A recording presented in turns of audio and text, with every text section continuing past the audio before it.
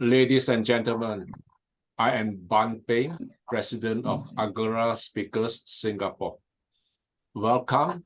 The time now is 7 o'clock Singapore time, so we'll be here until 9:30 Singapore time. And we are at the stage where we are introducing each other, and we want to know the background of each person in the room. So we will be inviting you to introduce yourself. And I've just started a discussion on what is Agora Singapore all about, right? And we are talking about exchange of ideas. And it's very important. We'll go more into the exchange of ideas, and then we talk about we speak for a purpose, right? And what is the purpose? There are many different people speak for different purpose. Basically, the bulk of it is whether speaking to inform people of something they do not know, or speaking to persuade or to inspire or to motivate people to do something they otherwise would not do, right? Of course, there are other speeches to entertain people, humor and jokes and stuff like that. But the bulk of it is either to inform or to get people to do something. So we have covered, if you are speaking to inform, then there's a test. Can the people hear you? Can they understand you? Do they believe you? Right? Can they remember what you say? You need to pass this test. Otherwise, the speech is not effective. Hi, Tracy. Welcome. Okay, for those who are speaking to get people to do something, the test is a very different test. The test is very straightforward. Whether or not your audience will do what you ask them to do. If they would do it, then your speech is effective. If they will not do it, then your speech is not effective. You got to learn how to be effective then, right? So it doesn't matter how highly qualified you are, how clever you are, but if people do not believe you, they will not do what you ask them to do, then the speech is a failure. Right? So this Agora Singapore is a laboratory where you learn, where you practice, where you polish your skill until you are good enough. Here, you are allowed to fail, you are allowed to stumble, you are allowed to laugh at yourself. But in the real world, you are not allowed to fail. You got to close the deal. You got to get the customer, right? You got to get things done. I think Tracy is from Vietnam. Yeah. Hello, okay. Everybody. Introduce yourself. Introduce Yeah. yourself. Tell us what you do and what is your passion. Yeah. It's very nice that I can join in this Zoom meeting through the invitation of Peng Ping. I'm from Vietnam. I'm working for a law firm helping the foreign investor go into Vietnam with business set up on a kind of license and post license service, like do the company secretary service. Yeah, but I'm very happy to see you all here. Yeah, and thank you so much for Peng. It's great effort to maintain this Zoom because I received a few invitations from him, but I could not join because of my schedule. Yes, thank you so much of his effort for help us to grow. Thank you. Thank you, Tracy. I think I got two friends who are your clients already. If I remember correctly, one is Stanley Mark. One is Alvin. Sinoland. Alvin is Alvin. Yeah, I think they have Stanley and Alvin in the same company. Same company, yeah. So they are good things to say. So I must congratulate you. Thank you so much. Okay. Okay, we'll invite another new friend, Francis. Would you Francis. introduce yourself to your friends here? You are muted. You have to unmute first, Francis.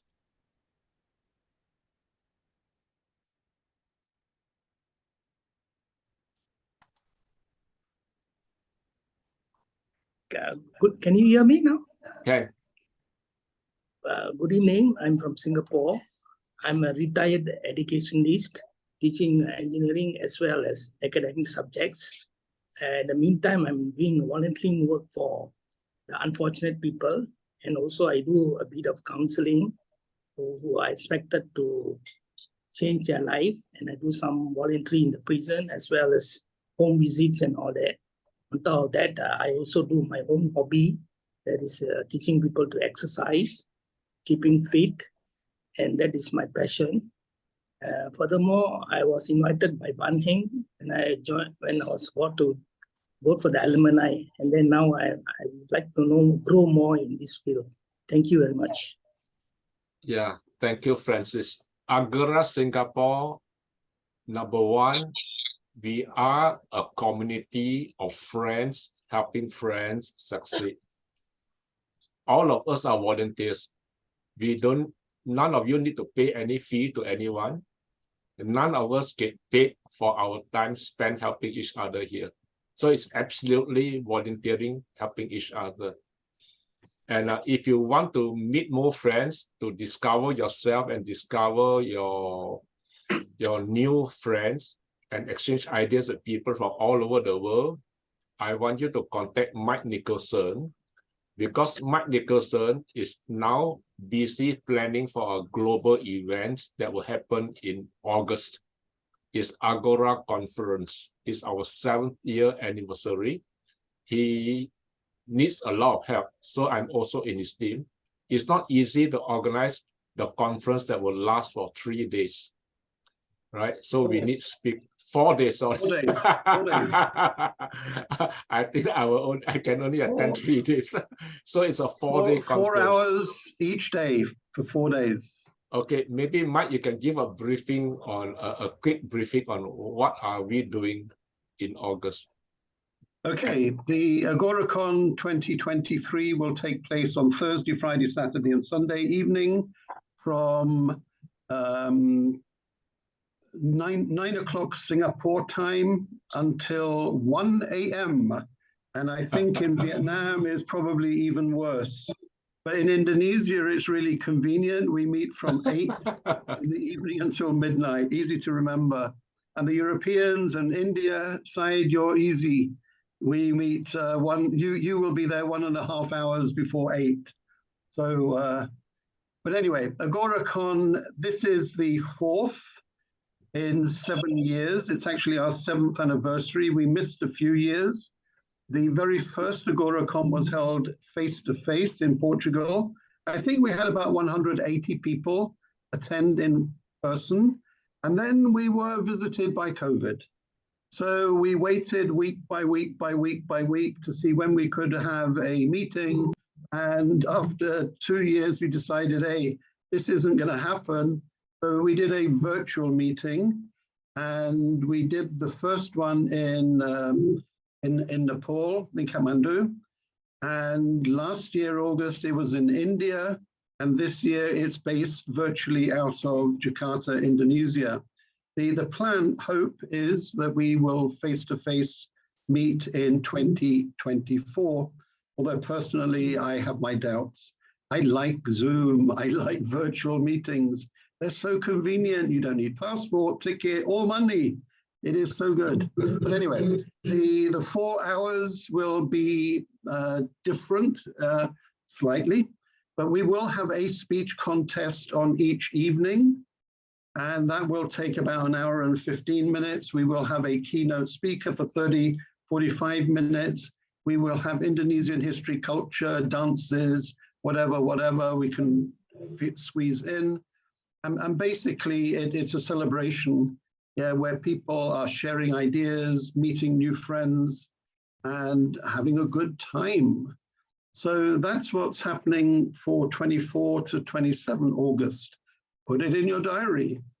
Yeah, it's 1 p.m. UTC. 1 p.m. UTC. So if you're in foreign countries, yeah, go look at the international converter. So it will be fun. It will be a blast, honest. Promise it. So back to you, Bampeng. Thank you, Mike. For those who want to really get to know people at a deeper level, the way to get to know people, to widen your network, is to work together. Yeah, if you work as a team, help each other, you really appreciate each other, and the friendship lasts forever.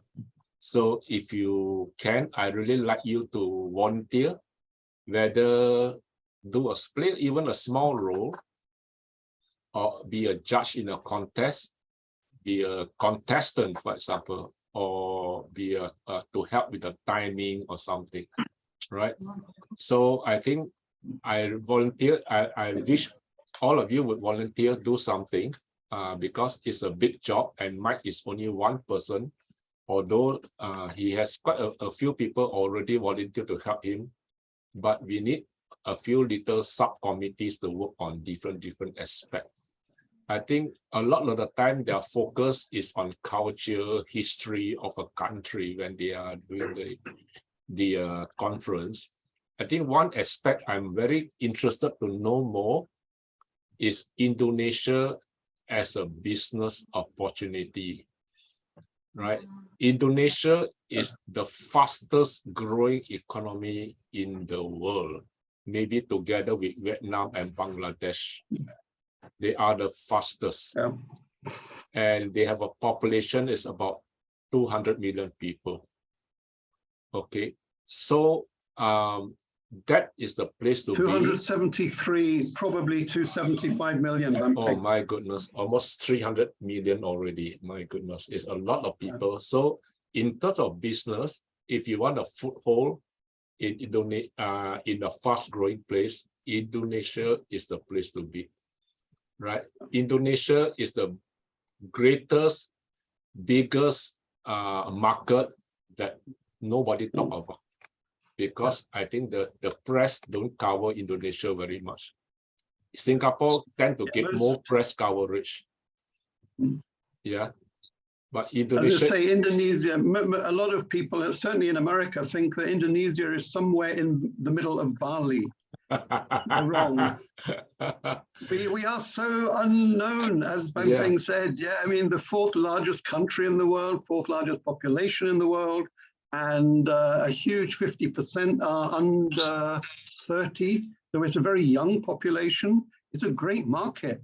Yeah. And we have a lot of natural resources. Indonesia is very rich. We have the largest gold mine in the world in Papua. Yeah, we have all of these rare metals that the Chinese are screaming for. And as I say, we have a really thriving economy now, where we're still growing. It is still suffering from 300 years of Dutch misrule. And Indonesia has now been independent, though, for 70 years, and they're doing really well. And we are currently, I think, 16th in the World League of Economies. And in 2045, we will be number 4. So it will be India, Indonesia, China, and America. Those are going to be the 4 top countries in the next 25 years. So the potential here is huge, absolutely huge. Yeah. So get in on the ground floor. Tracy, I think you should start the Vietnam-Indonesia Chamber of Commerce, where you can help businessmen from Vietnam invest in Indonesia and Indonesian to invest in Vietnam. I think that will be a tremendous market not to be missed, because Vietnam and Indonesia are both growing very fast. Similar, yeah, very similar. And also for Mark, if you want to grow your business, help more people, you cannot miss Indonesia, because 300 million people, right? So definitely, even if 1% of them, you can help them, you can help about 3 million people already. right? So it's a very Yeah. important market not to be missed. Yeah. Yeah, we have about Thank you. 30 I need your million. introduction. Yeah, we have about 30 million multi-millionaires, multi-billionaires. Yeah, just 10% of the population. We have 30 million of them. Yeah, so it's a really, really interesting place to be. Yeah. So Tracy, don't miss the opportunity. Quickly volunteer, do something with Mike and penetrate the Indonesian market straight away. Yeah. And Yes, please. yeah, Thank you very much for your precious advice. yeah. Syed also, professional coaches. Definitely, you don't want to miss the big market. You want to go in there, get to know the people. Especially now with Zoom, it's easy to make friends. If you help them do something, the Indonesians are very grateful. They are very helpful, and they introduce people to you and things like that. So don't miss that. Yeah. Okay. Yes, Okay, I'll give you Mike's handphone number. If you don't have, then you can contact him. I'll put it in the chat box. Okay, so put in the everybody chat can box, see. then everybody can contact you. Yeah. Yeah. Thank you so much. Yeah, you're welcome. I think I always say we are a community of friends helping friends succeed.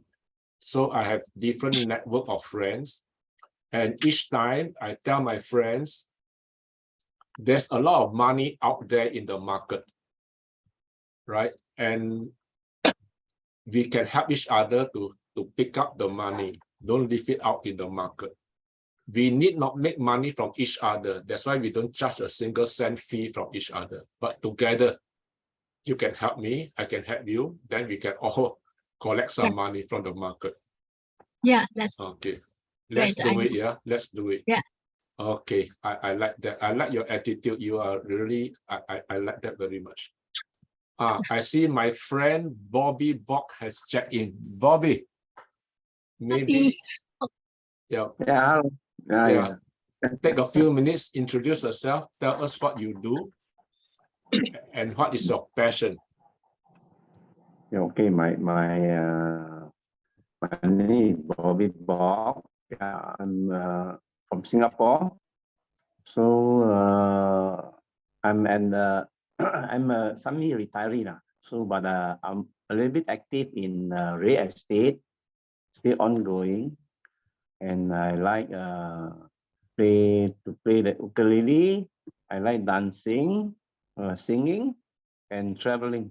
Yeah, and I have a chat group of all like-minded people who like dancing, singing, traveling, and eating lah. So yesterday we just went to JB for a big makan and shopping, and then come back in the evening. Yeah, that's about it. Yeah, JB is a town in Malaysia, just across the causeway, 5 minutes drive away from Singapore. And because of the currency difference, it's very cheap for Singaporeans to eat and to drink and to entertain in Malaysia. So Bobby is a gang leader. He has a big follower. He has a lot of a dance party, a lot of traveling groups, a lot of eating groups. So if you want eating, you want drinking, you want dancing, you want music, you want to play the ukulele, you can join Bobby's group. There's a lot of action happening, a lot of parties. So he's a retiree, so he's living the life he has always dreamed of. Okay. Okay, now Langeline, you have not introduced yourself. Tell us about yourself, Langeline.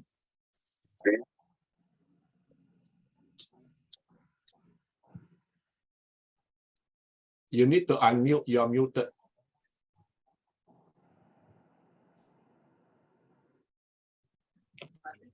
Okay, so sorry. I've been teaching music for more than 20 years, specifically the piano. Can you hear? Yes, we can. But I've been experiencing burnout, and I remember that I used to coach Manoj Vasudevan for public speaking before his win. So I hope to maybe become a private voice coach for public speaking, maybe help people to refine their voices, or you know, so that they have a young and a voice with vigor like Ban Ping. I'm just wondering, because I'm getting burnt out teaching piano for so long, because I regard each person's voice as their instrument, and I believe that we can all tune our voices so that it can resound or kind of vibrate in a more charismatic or charming way. Yeah. I just hear mainly just to hear from all of you. I actually have no agenda for today. That's a couple. And I like hearing from Mike and learning about the possible of India, Vietnam, Indonesia collaboration. I think it's so exciting. Or even like meeting the retiree. And I found that Francis Xavier has a cuckoo clock. I also have a cuckoo clock in my home. I've had it since I was born. So yeah, I think that's simply charming. Yeah, really endearing, you know? Yeah. And since I'm going to probably, maybe if not be a retiree, at least take a sabbatical, maybe I can go on Bobby Box, John's to JB, and see whether, yeah, should I buy a holiday home in Malaysia or retire in Thailand or Vietnam, you know, Bali. or Bali. No, probably not Bali. I don't need Bali. Yeah, we'll see. Okay. We Thank have you. a concept in Indonesia now, Bali plus 50. Bali is obviously such a successful tourist resort. The government decided we would have Bali plus 10 other resorts. And then the other provinces got really angry and they said, no. Well, don't forget me. So the government then put in this plan, Bali plus 50. So we're now spending money on developing 50 locations in Indonesia. So Indonesia has a huge value. They have tremendous variety. 18,504 islands. Wow, yes. Yeah, 2/3 are inhabited. All of them stay above water. We have more islands that get submerged when it's high tide.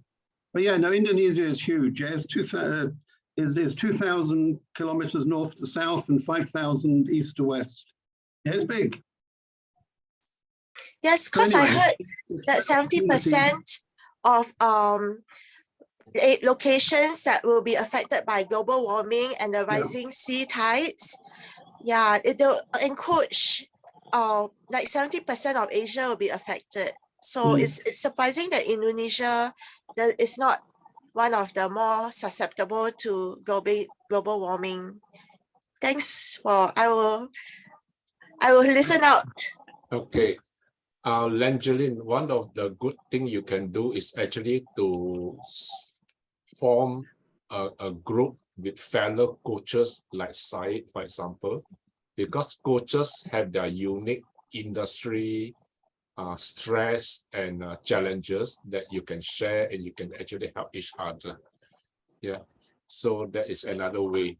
Okay, now I want, yeah.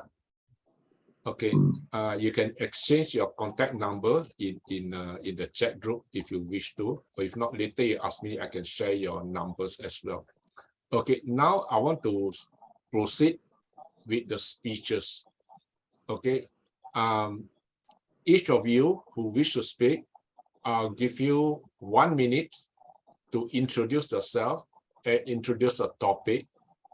And then if you need 5-7 minutes, I'll give you 7 minutes. If you need 10 minutes, like Mark said, 10 minutes to speak, right? Now, in the 1 minute introduction, you tell us what is the topic you want to speak about, right? why is this topic relevant to us? Why is it important we listen to you? And lastly, what makes you suitably qualified to speak on this topic?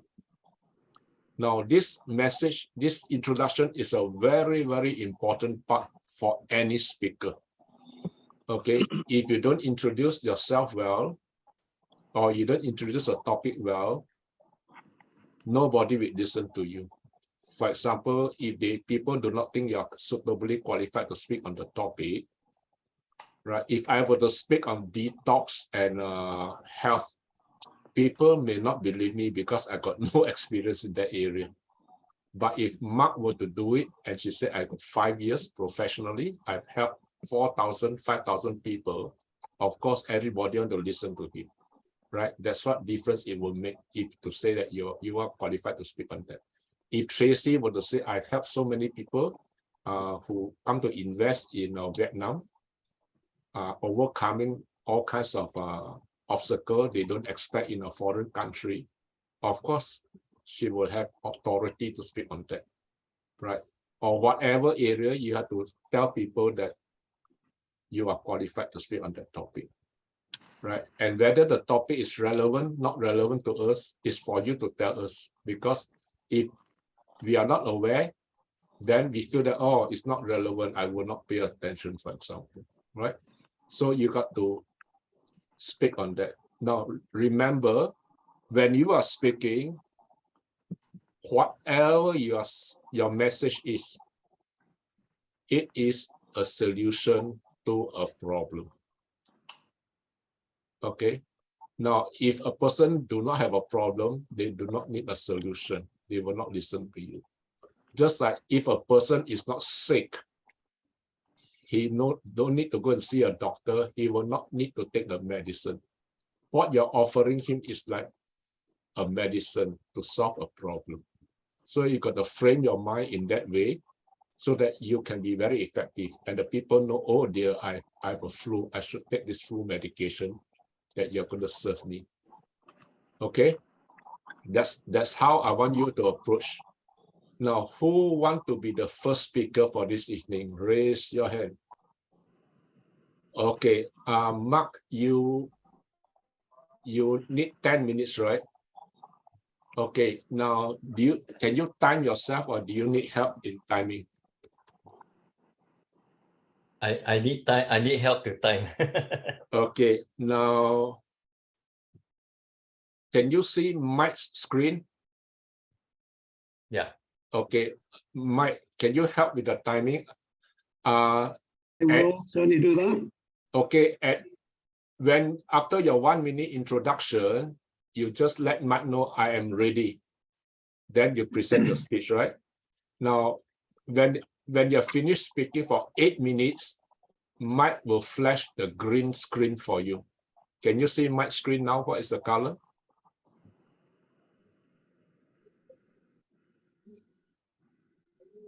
No, I can't see. What color? Can you see Mike's screen? Can you see Mike on your computer? Ah, yeah. I got it. Okay, when you see that green, it means it's 8 minutes. You got 2 more minutes to go. If you see a yellow, Yeah, so I changed so 8, 9, and Can you see 10 for red. And Okay, then you so- have 30 seconds to finish. okay, Okay. once you see the red, you know you got only 30 seconds. You got to end your speech already. Close. Are you ready? Yes. Okay, ladies and gentlemen, welcome the first speaker for this evening, Mr. Mark Chan from Singapore. Yes. I like to call in my slide as I introduce myself. Ladies and gentlemen, my name is Mark Chan. If I tell you again, I'm making a remark. Why the topic today I want to speak about is the 18-hour liver detox program. Why it is so important? It is so important because many people service their car, they service their aircon. They never thought of servicing their liver because the liver is a filter. So since the day you're born until now, your liver has accumulated a lot of toxins. And that's the reason why I opt for early retirement from pastoral ministry to go into this marketplace ministry to help more people, to clear them from chronic diseases and to free them from pharmaceutical drugs that deals with the symptom but doesn't cure the disease. And that is the reason why I want to share. And I am ready. Should I start now? Yeah, up to you. Yes. Yes. Okay. Like Off I you told go. you, I'm a retired church pastor. After serving for 28 years, I opt for early retirement in 2017.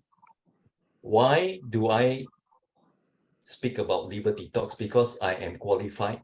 I have a master's degree in public health, majoring in health promotion and education. And I have a research thesis called The Effects of Liver Cleanse on Blood Cholesterol Level Among Adults in Singapore. So this thesis is a clinical study to measure people's cholesterol before detox and after detox. And the liver, why the liver? Because the liver is the command center of the immune system. A lot of autoimmune diseases. It has 500 functions. When the liver is congested, can you imagine 500 functions of the liver is not working well? Immune system down, you cannot make good blood, you cannot store nutrients, you cannot make bile, it affects your metabolism. So basically your body shut down. That's why out of 3%, 1% will die of cancer. And every day, our daily activity that is considered harmful, but to us is normal, is assaulting the liver, like alcohol, coffee, poor nutrition, emotional upheaval, sleep late, take medication, infection, stress, all this affects the liver. And in the past, before COVID, a lot of people go to Koh Samui to attend a 11-day detox program. But during COVID, when I went into Zoom, I was able to share an alternative, a DIY detox program. And this Dr. Darren Chew, he went through this DIY and he stopped going to Koh Samui. Okay, he said mine is cheaper, more effective. You know, he said $3,000 each time. He went there 4 times before COVID. And according to the natural doctor called Andres Morez, he said gallstones, which are clogging the liver, is the major cause of disease. And he wrote this paragraph that say liver congestion is among the leading health problems, yet conventional medicine rarely refers to it. See, the liver, gallbladder, and the pancreas, they work hand in hand. These are very important digestive organs. When the liver is congested, you have fatty liver, you have high cholesterol. And then what happened? When the liver has full of stones, some of the stones will get trapped in the gallbladder. That's why you have calcified stones. And the doctor will just cut away the gallbladder. They just deal with the pain. Can you imagine the building? You take away the alarm system, okay, and consider everything is okay. And then the stones will get trapped at the pancreas. You can see here. It will cause type 2 diabetes. So doing liver detox can reverse fatty liver, high cholesterol, save your gallbladder, and reverse type 2 diabetes. And this is the last stage of the liver cirrhosis. Can you imagine? Liver cirrhosis is causing a lot of harm.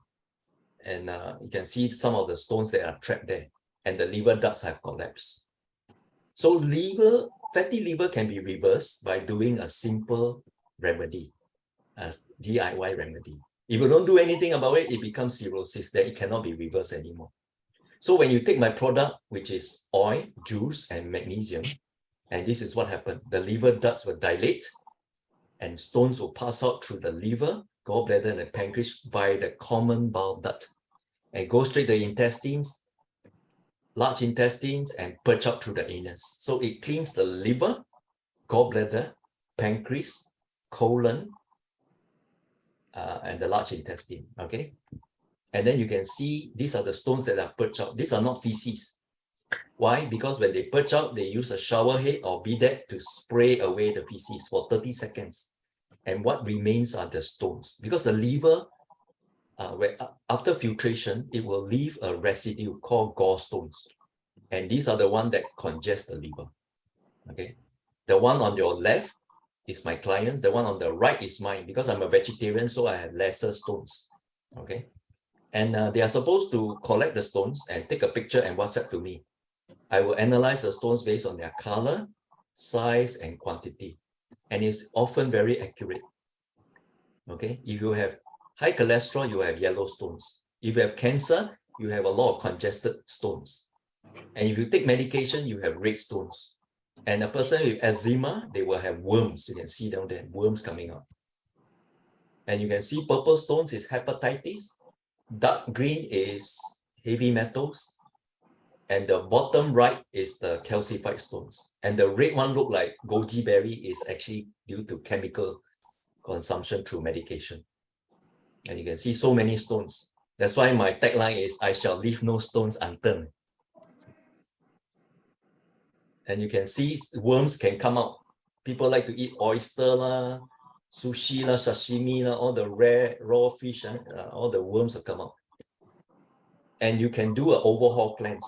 Means what?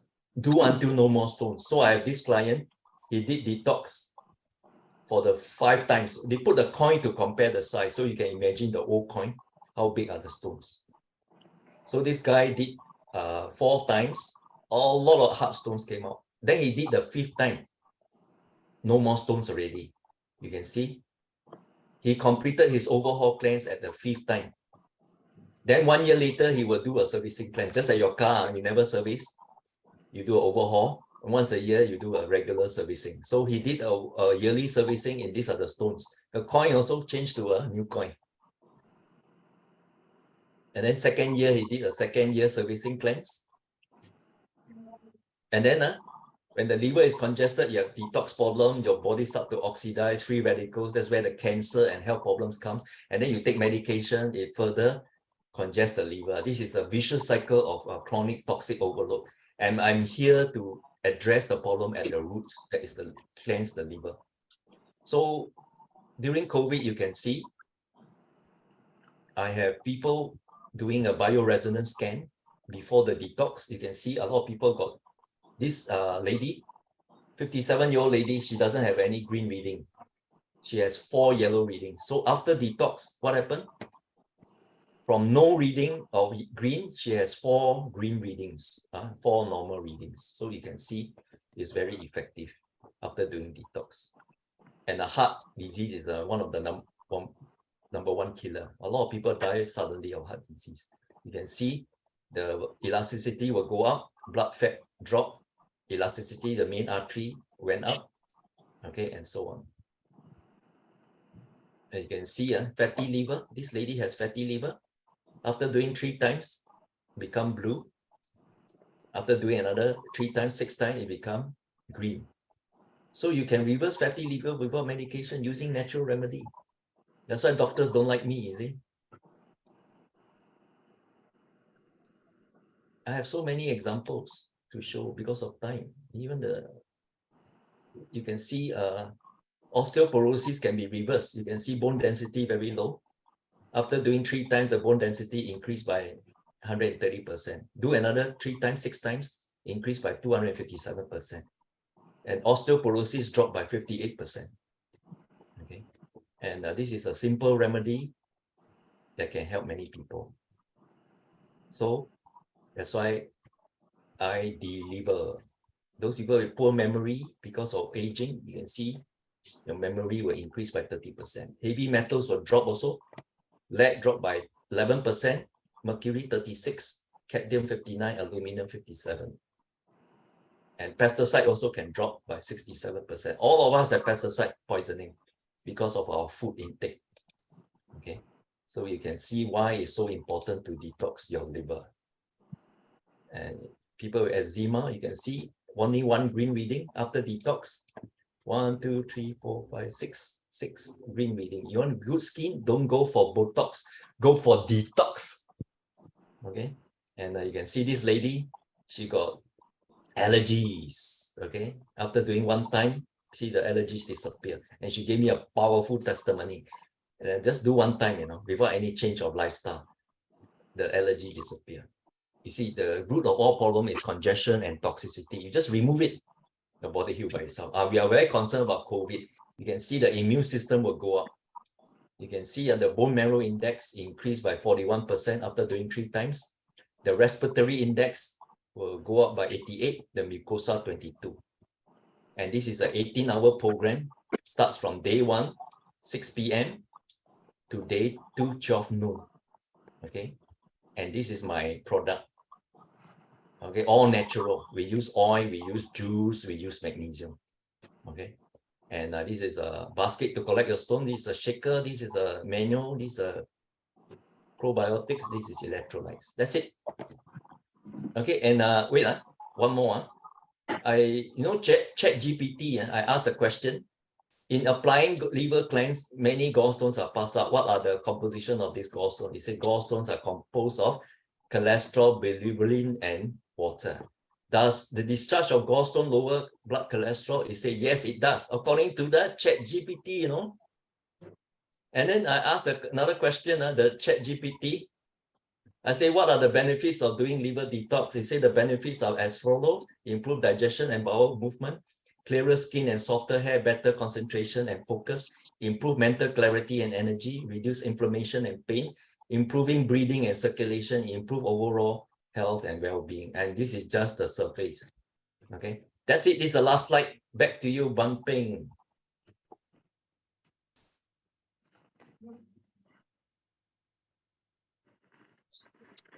Thank you. Thank you very much for Wow. listening. Wow, I'm so captivated. I didn't know there's so much technology involved. I thought of only detox is like one word, but you show all the analysis and all the extract from the detox. I'm so impressed. You go into so much detail, and definitely, yeah, definitely is something there that we hardly think about. Now, maybe we always believe whatever presentation, how good, how experienced, there's always a room for improvement. Do you agree, Mark? Yes, of course. Okay, let us try to get some feedback from the audience, because when we are speaking, we are the salesmen. And who are the prospective customers? They are the audience. Right, so we get feedback from them to see how we can help them understand better and maybe believe stronger, for example, right? And remember the message better. Okay, who would like to share some feedback to Mark? Raise your hand. Okay, Syed, please. Yeah, good evening. Mark, that was very powerful presentation, but as Ben said, we are here because we want to learn, and there is something good and there is something we can improve. It was a very powerful presentation with lots of information, and we can see your authority there very clearly. That was there, right? But then I think for a person like me, after some time, it went above me. It was too technical, and you know, it sometimes looked very scary to me also, all those pictures, you know. Something maybe I want to avoid seeing them, like, you know, suddenly all of those things. So as we were talking before in the earlier of the part of the thing, when we say this, we want everybody to understand that, we want everybody to reach that, you know.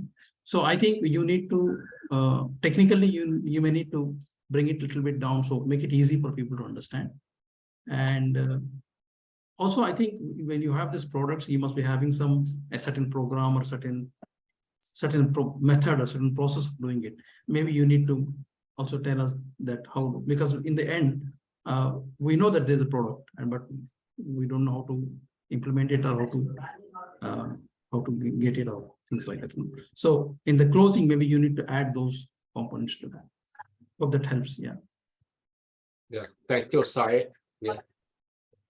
I agree that sometimes it's a lot of information, especially technical information with all your green, yellow, blue, whatever coloring. It's a lot to absorb for a first timer. So our eyes sometimes go glazy after a while, right? So that's those are excellent feedback. Thank you very much, Sai. Coach Raju is here, so you must get something from him.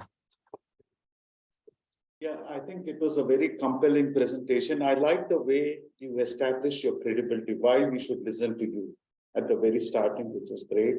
And the slides wonderfully made. And I like the, how you compared with the car servicing, to get to connect with us. Excellent. I like the thing. Why go for Botox when you can have a detox? I think that is a wonderful use. Now, having said all this, because this is not for the audience. Over here, what I said is the slides with too much of information.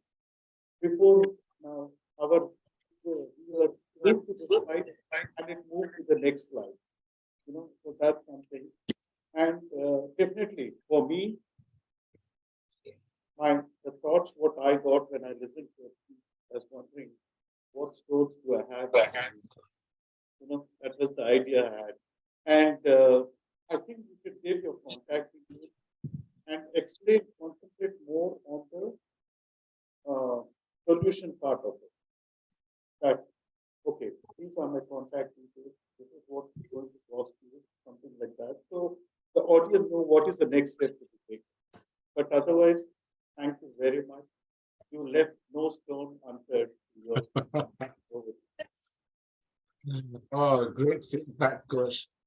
Mark, I think the first thing you did that's absolutely correct is the topic selection. You selected the right topic because health is very important to all of us. So nobody will say, I'm not interested in a better health, right? Second, of course, you selected a topic where you are the expert, the authority. You have done a master's degree in that. So definitely people would want to listen to you. So you score very highly in that two part already, right? And I think what Coach Raju's advice is, okay, so how do we contact you to find out more information if you don't tell us? Okay, so maybe that it can be on the screen as well or share in the chat group, for example.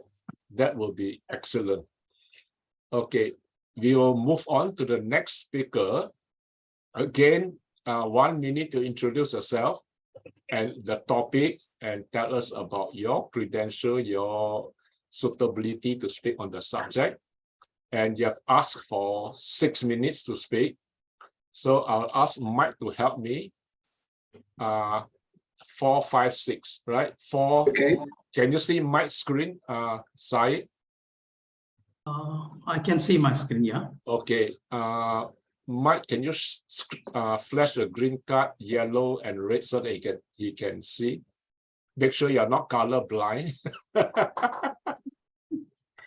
That's Okay. green at 4, yellow at 5, and red at 6, plus 30 seconds before you get disqualified.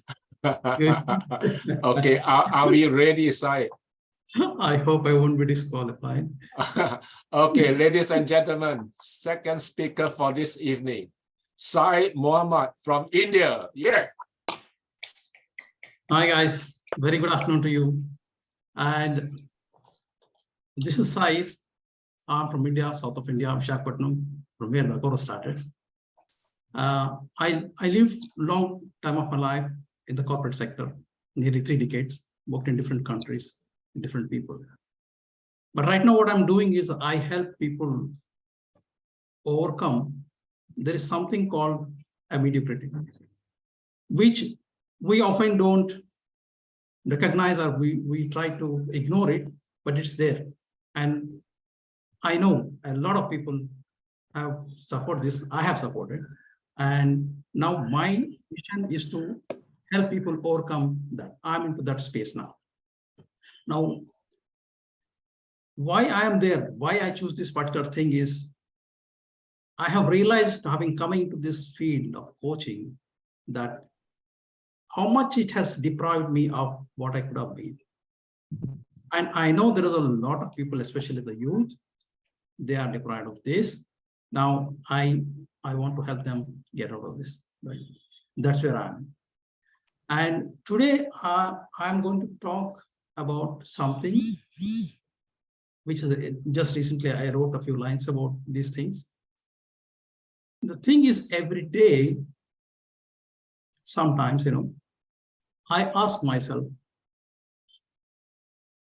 am I among those who are actually dead? When I say dead, what I mean is, I believe there are a lot of people among us. We are there, but we are living dead.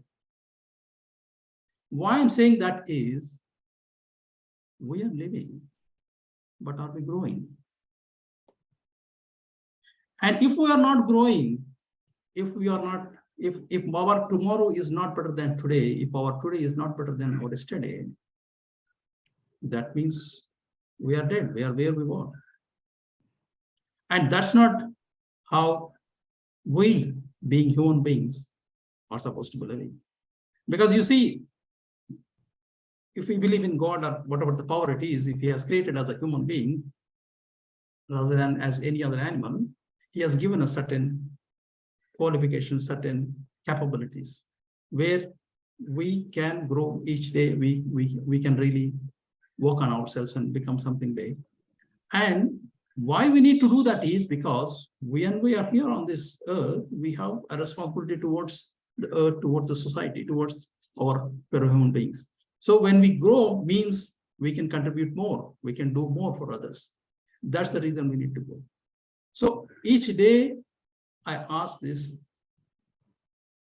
is my today better than tomorrow? Sorry, better than yesterday? And is my tomorrow going to be better than today? So what am I doing this?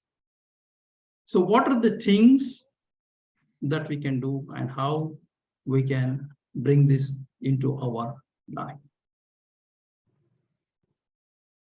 I will share a couple of things which are simple to do, at the same time might have very effective, might be very effective. Like when you start a day, often we start a day and we just go about the day.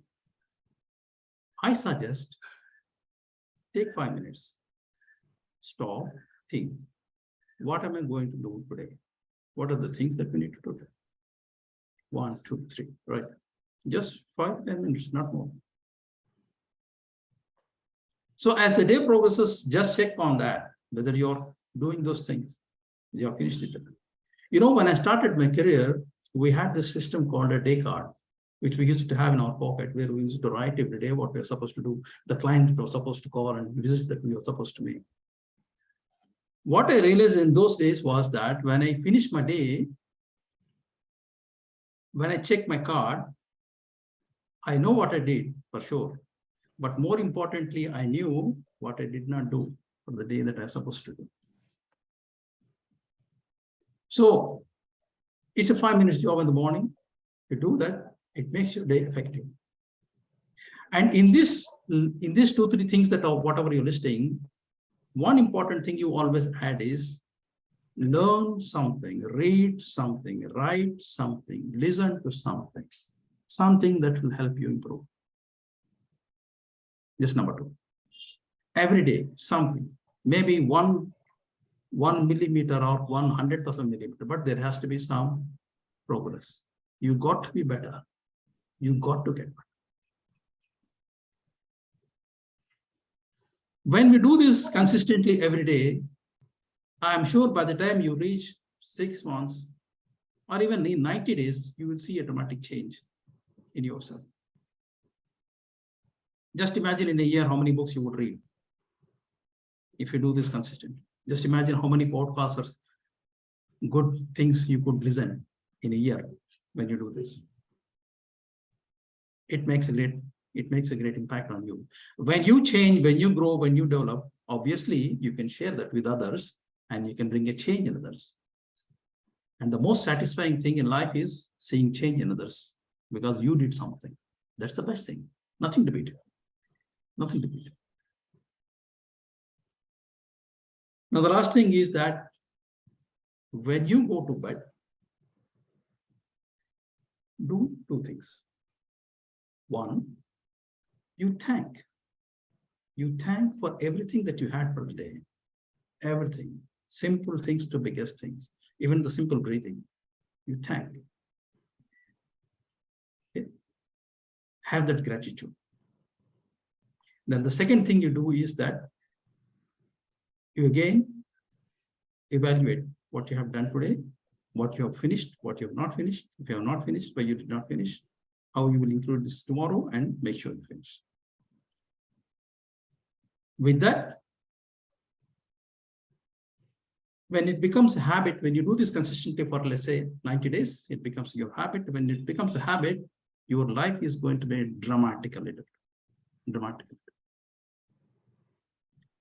So again, I would like to end this by saying that as I ask myself, am I living dead? Maybe, even though it sounds scary, maybe it's worthwhile to ask ourselves, are we living dead? Thank you so much.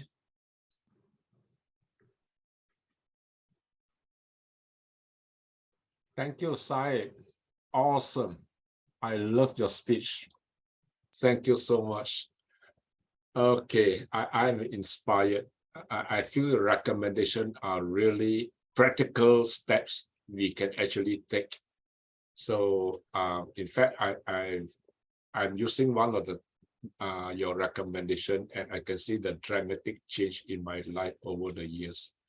Okay, now the biggest room is always the room for improvement. So let us see this awesome speech, in what way we can make it even better. Okay, feedback. Anyone in the audience want to share something with Syed?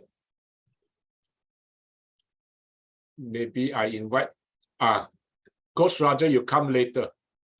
I want Tracy to go first.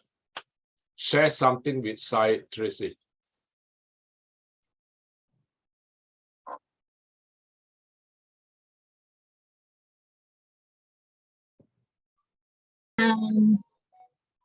Hello. Yes. I have some idea. Like just to add in your speech. Your speech is a very very thoughtful, and I have learned from your speech. But I guess that like in the conversation, you may add in some emotion. You may add in some emotion in order to attract the audience. I guess that is my add in, because the way you deliver is quite professional, but like woman, we need some more emotional. Yeah. And that is my opinion. okay. Thank you. Thank you. Sure. Maybe before we invite Coach Rajo, he's our goalkeeper. Yeah, all of you must do some work. Angela, can you share with us what can Syed do to inject emotion into the presentation?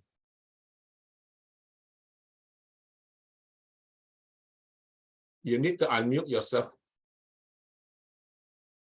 Maybe give a story or a conflict between two people or two parts of your brain, like thinking, it's been a bad day.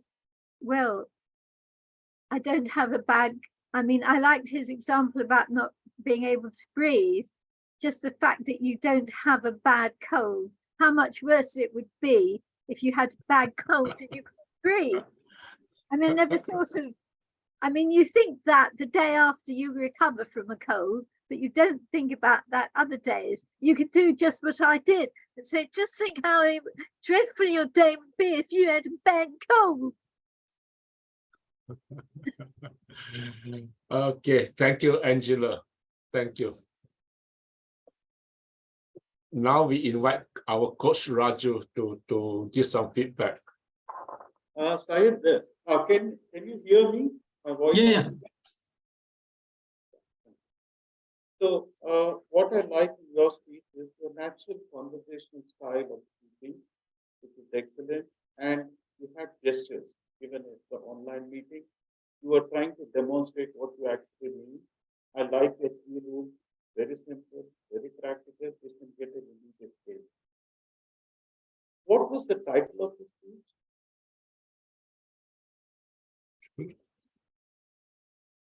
Ben is shaking his head. So that means, see, the title is so important. It gives an impression why people need to listen to your speech. The title is extremely important. And over here, like Ben said, it should be when you tell people do this, take it from me, they will not do it. It should be that you should show a story or something like that where you have transformed by doing these three things. Like how, even if you don't have create one story, make it a story, you will have the emotion, and then you will show what has helped you to come up from here to here. So I think that will have a great thing. And one suggestion is try replacing the word thing with something else. Can't hear. Try replacing the word thing, T-H-I-N-G, used about 17 times in your speech. Try replacing that with something else. And overall, thank you for the wonderful speech. I enjoyed it. Over to you. Thank you. Thank you. Thank you, so Coach much. Raju. Thank you. Thank you. I also want to put in my 2 cents worth. Okay, Syed. Okay, maybe I test the audience. Syed asked you to do 3 things. Francis, can you remember what are the 3 things he asked you to do? Wait, you got to unmute yourself.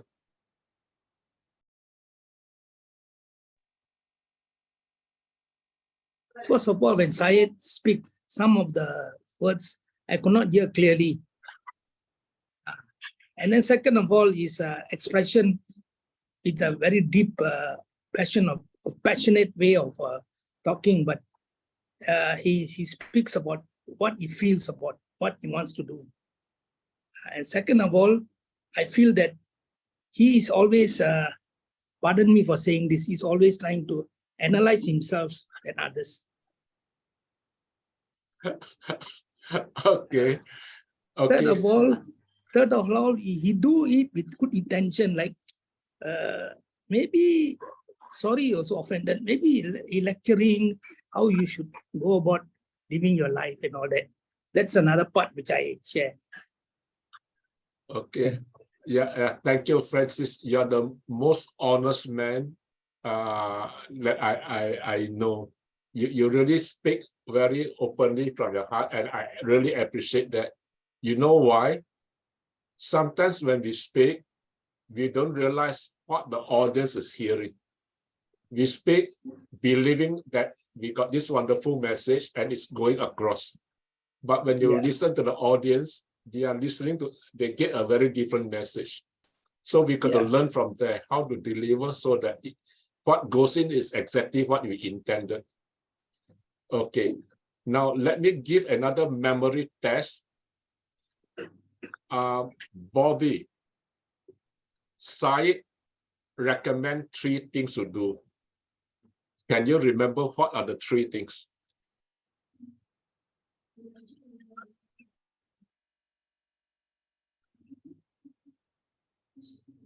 Share. Oh, yeah. I only remember 2 though. Okay, tell me. I think the first one he yeah. said was to be thankful. Second was to the things that we didn't do, left unfinished, yeah, we are to do it. But I don't remember the third. Okay. Is that correct? The first two at least? I see Coach Raju shaking his head. Now, another lesson to learn. Another lesson to learn. No matter how great your message, if the audience cannot remember, then it's a failure. It's a fail, not effective. Okay, so when we are speaking, we got to find ways to plant a lot of memory anchors so that it sticks in their head. Otherwise, the message is wasted, right? So how do we plant memory anchors so people can remember? Okay, example, you can say, I got 3 things I want you to do. So minimum, the audience will remember there are 3 points that you made, right? And you can always point number 1, talk, and then point number 2, this side of the screen, and point number 3, for example, right? Those are very easy technique. Of course, you go back to Tracy's requirement on emotion. Without emotion, you cannot lock in the message. Okay, we need that. Okay, I shall not tell you the 3 points, but the 3 points are really important. You need to remember. If you cannot remember, you get Syed's phone number and text him because they are really important. Those are the things that would really change your life. Okay, so Syed, I got something for you to do. After all the feedback, you prepare another time. Next month, you deliver the same message, but everyone must remember your message. Then you are effective. Okay. Thank you very much, Sai. I know he has to go for something he has to do to break his fast and things like that and his prayers. So in a while he has to leave. So we thank you in advance, Sai. I appreciate your coming to share. One thing, you need to tell us what are the 3. Okay. Okay. Now, first thing, it really changed my life. First thing, really write it down. Okay, the night before you sleep or the morning when you wake up, what are the things you need to do today? Write it down, and then you review it the next morning or the night before you go to sleep. What have I done? And more important, what I didn't do based on the list. That's how you learn to improve yourself and achieve your goal, right? Of course, he gives you another emotional aspect is to be very grateful. Think of all the wonderful blessings you have received during the day. Why is that important? Because we have faced a lot of setbacks during the day. We face a lot of criticism, a lot of disappointments. When you are doing business, you have a lot of that, right? And usually our resilience will drop if we don't have something to lift our spirit. So if we know that we are so blessed, there are so many things to be grateful about, our energy level will not drop so much.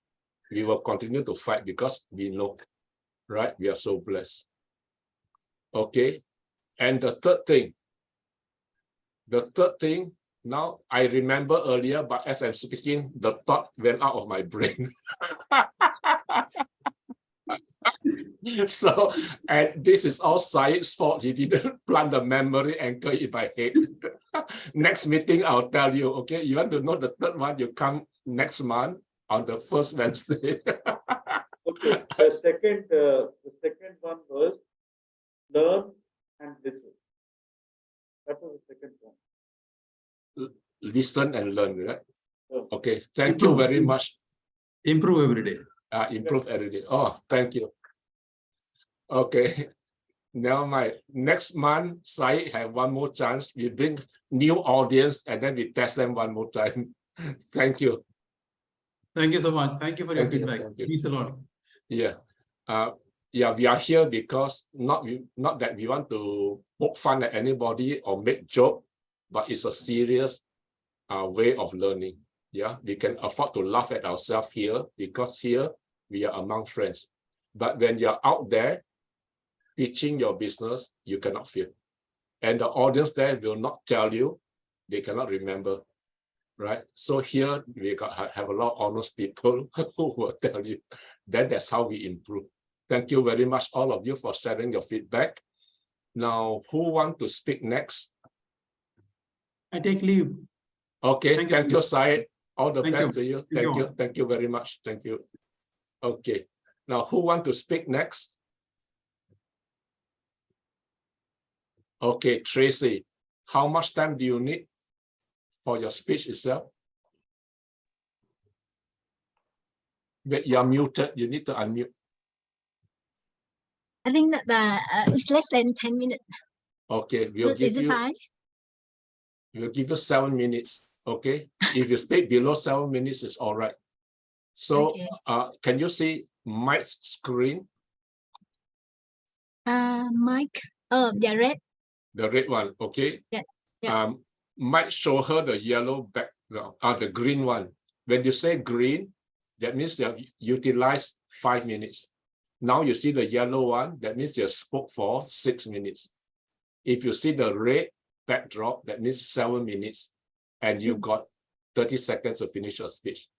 Okay, now you're going to introduce yourself and introduce your topic and tell us why we should be listening to you for 1 minute. Once you are done that, you let all of us know your speech title and you are ready to begin. That's when Mike will start timing you. Are you ready? I'm ready. Let's welcome Tracy from Vietnam. Yeah. Yeah. Thank you for your invitation me to this Zoom. I'm working for a law firm in Vietnam, major in the business setup and with the foreign investors.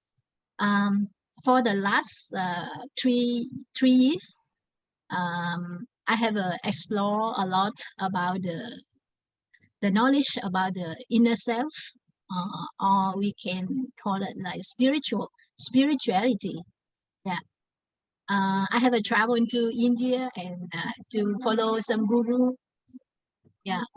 And today, I'm ready to share with you once. I can call it a secret.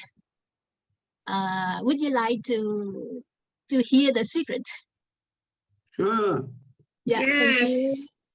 Yeah. The secret to transform or to convert the unluckiness to luckiness. For example, in the life, if when you miss some unluckiness or some troublesome things, and then you want to have the to convert the status of this. So below here is you can see that why we attract the unluckiness or uncomfortable things come to us. That is you used to hear in the day through many books or through the social media. So you say that inside will attract outside. Yeah. So how to attract the outside, which at our wish?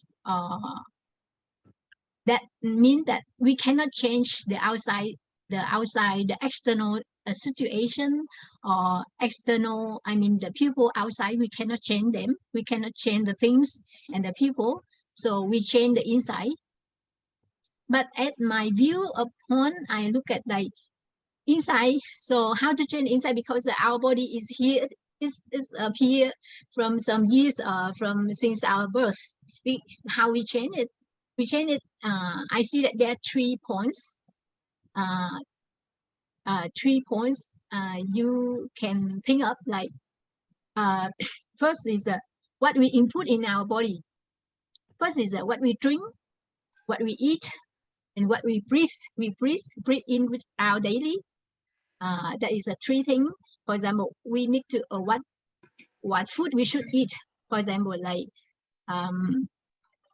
if we eat the thing that damage our stomach or something, so it will create certain acid in the stomach, and with acid we can call it the negative, negative, and in the body we have electricity or electron, so we have a negative and positive. And when we eat or we drink coffee or we drink alcohol, like it may not bring the good things to our body. It will create, we call it the electron or electricity, which is negative. And when inside our body it is negative, it will attract the negative things. The negative things are negative people outside. I mean that negative things will disturb us, and we can call it the unluckiness, for example. Therefore, that is the 3 points that is we can call it like physical points, and another is the mind, or we can the mind or the spirit, and how to have the mind, how to input the mind well. I think that there's two things you need to pay attention. There is the gratitude and the forgiveness for the mind, because when like you can imagine that in the daytime, but most of the time that you are in the gratitude and in the forgiveness, so your energy is very high, because you see that in when we feel angry, we feel very sad. So of course we don't like, especially like sadness. So when you are in the sad feeling, you will reluctantly like to do anything, any good things, for example. Yeah.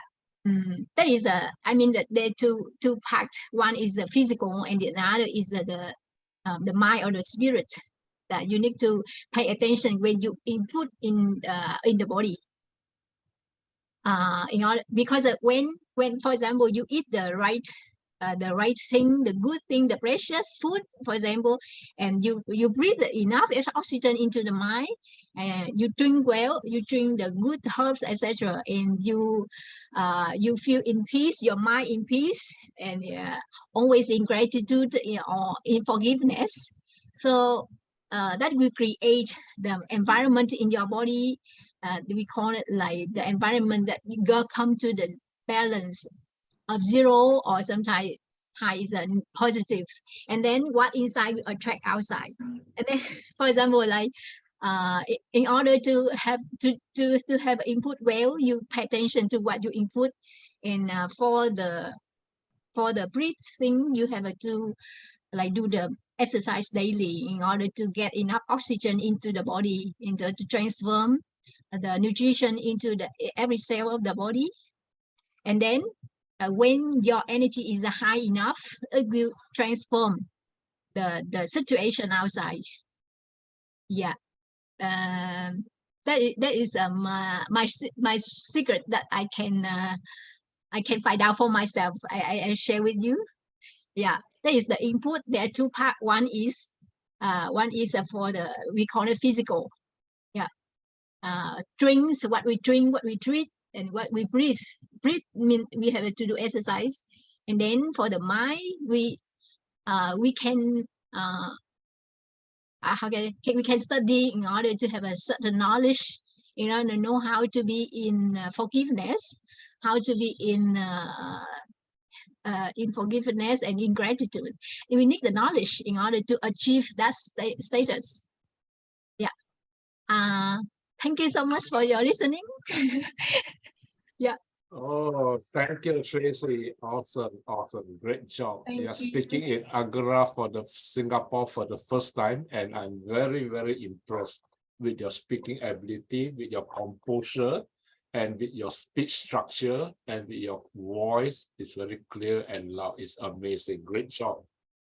Yeah, thank you so much. Thank you. Okay, now let's test the audience whether they have been paying attention. Okay, Shauna. what is the message from Tracy?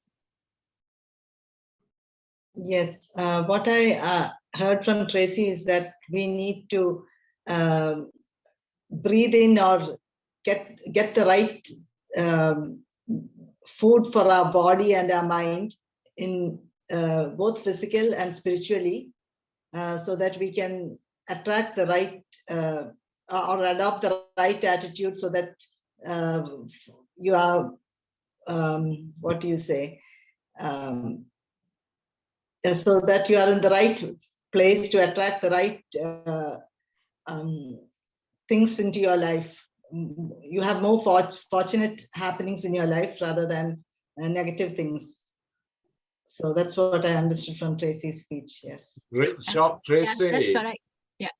Great job. When the Thank you, audience Tracy. can remember your message, that means you are very, very successful. Excellent. you. Excellent. I remember you asked to repeat to make the audience to remember, so I have to repeat. Yeah, you are very fast learner. I'm very impressed. Okay, now obviously you're doing very well. I think Mark Chan raised his finger. Is there something you want to share, Mark? Yeah, I think I got the message is we need to attract the good from outside by creating a right and healthy environment inside. That's correct. That's the main message I got. And she's very powerful in repeating herself. There's a power of repetition. And then she asked questions in the beginning. She keep talking about the three things. So a lot of repetition. I have some suggestion for improvement. Yeah, thank you. Reduce the R counter, the pause fillers. Instead of just pause. So you don't have to worry about connecting sentences.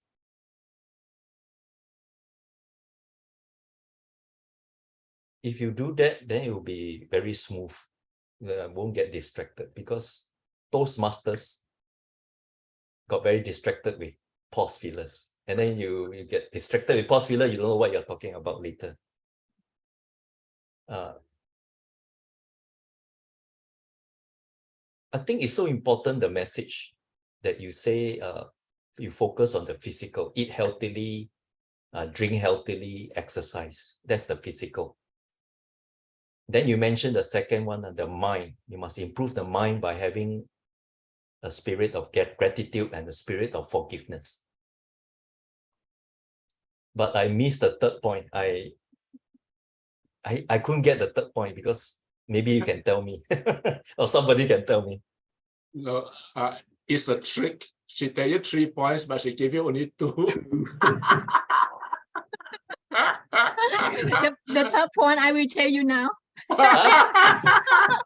Oh, it's not my fault then.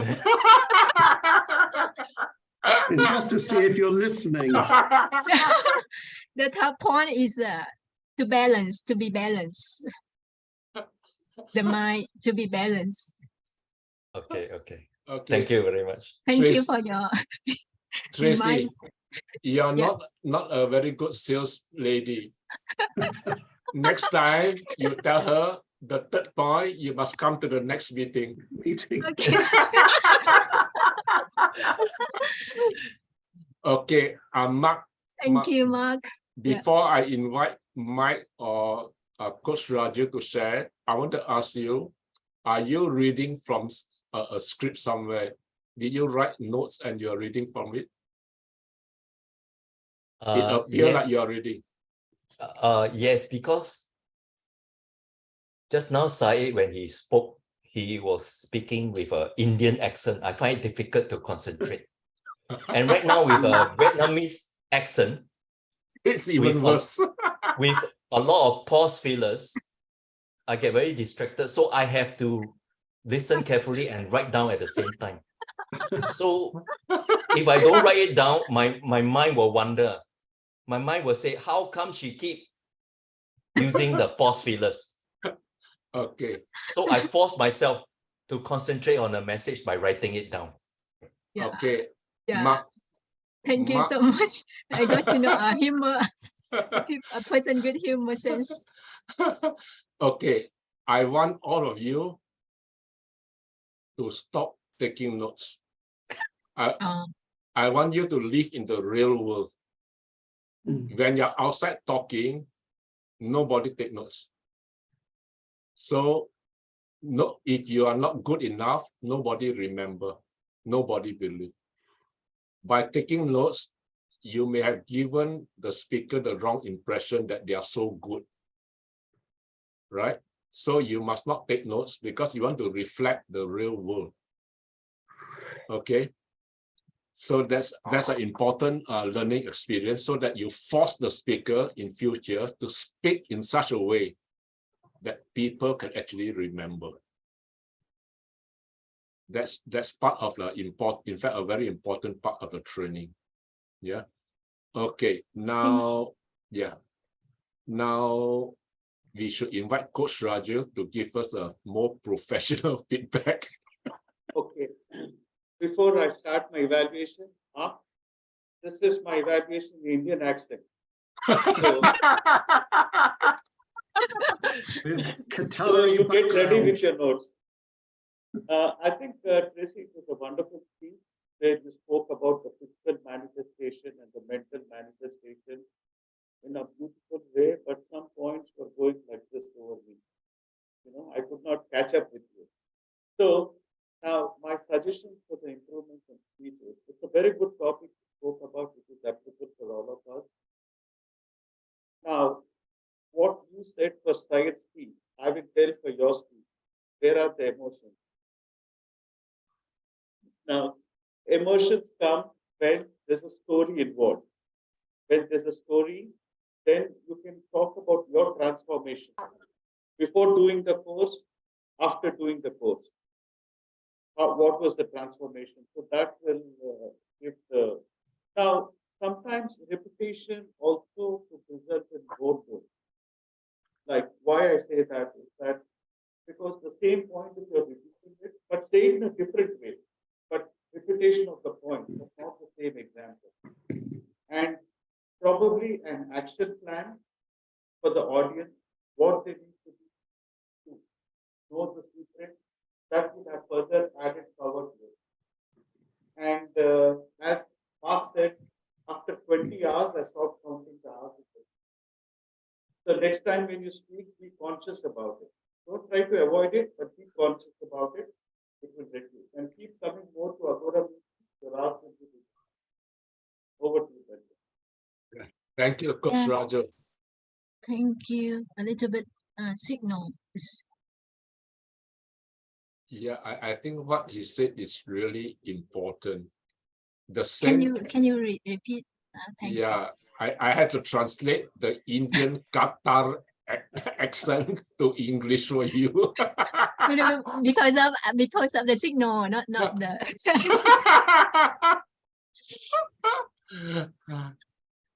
Okay.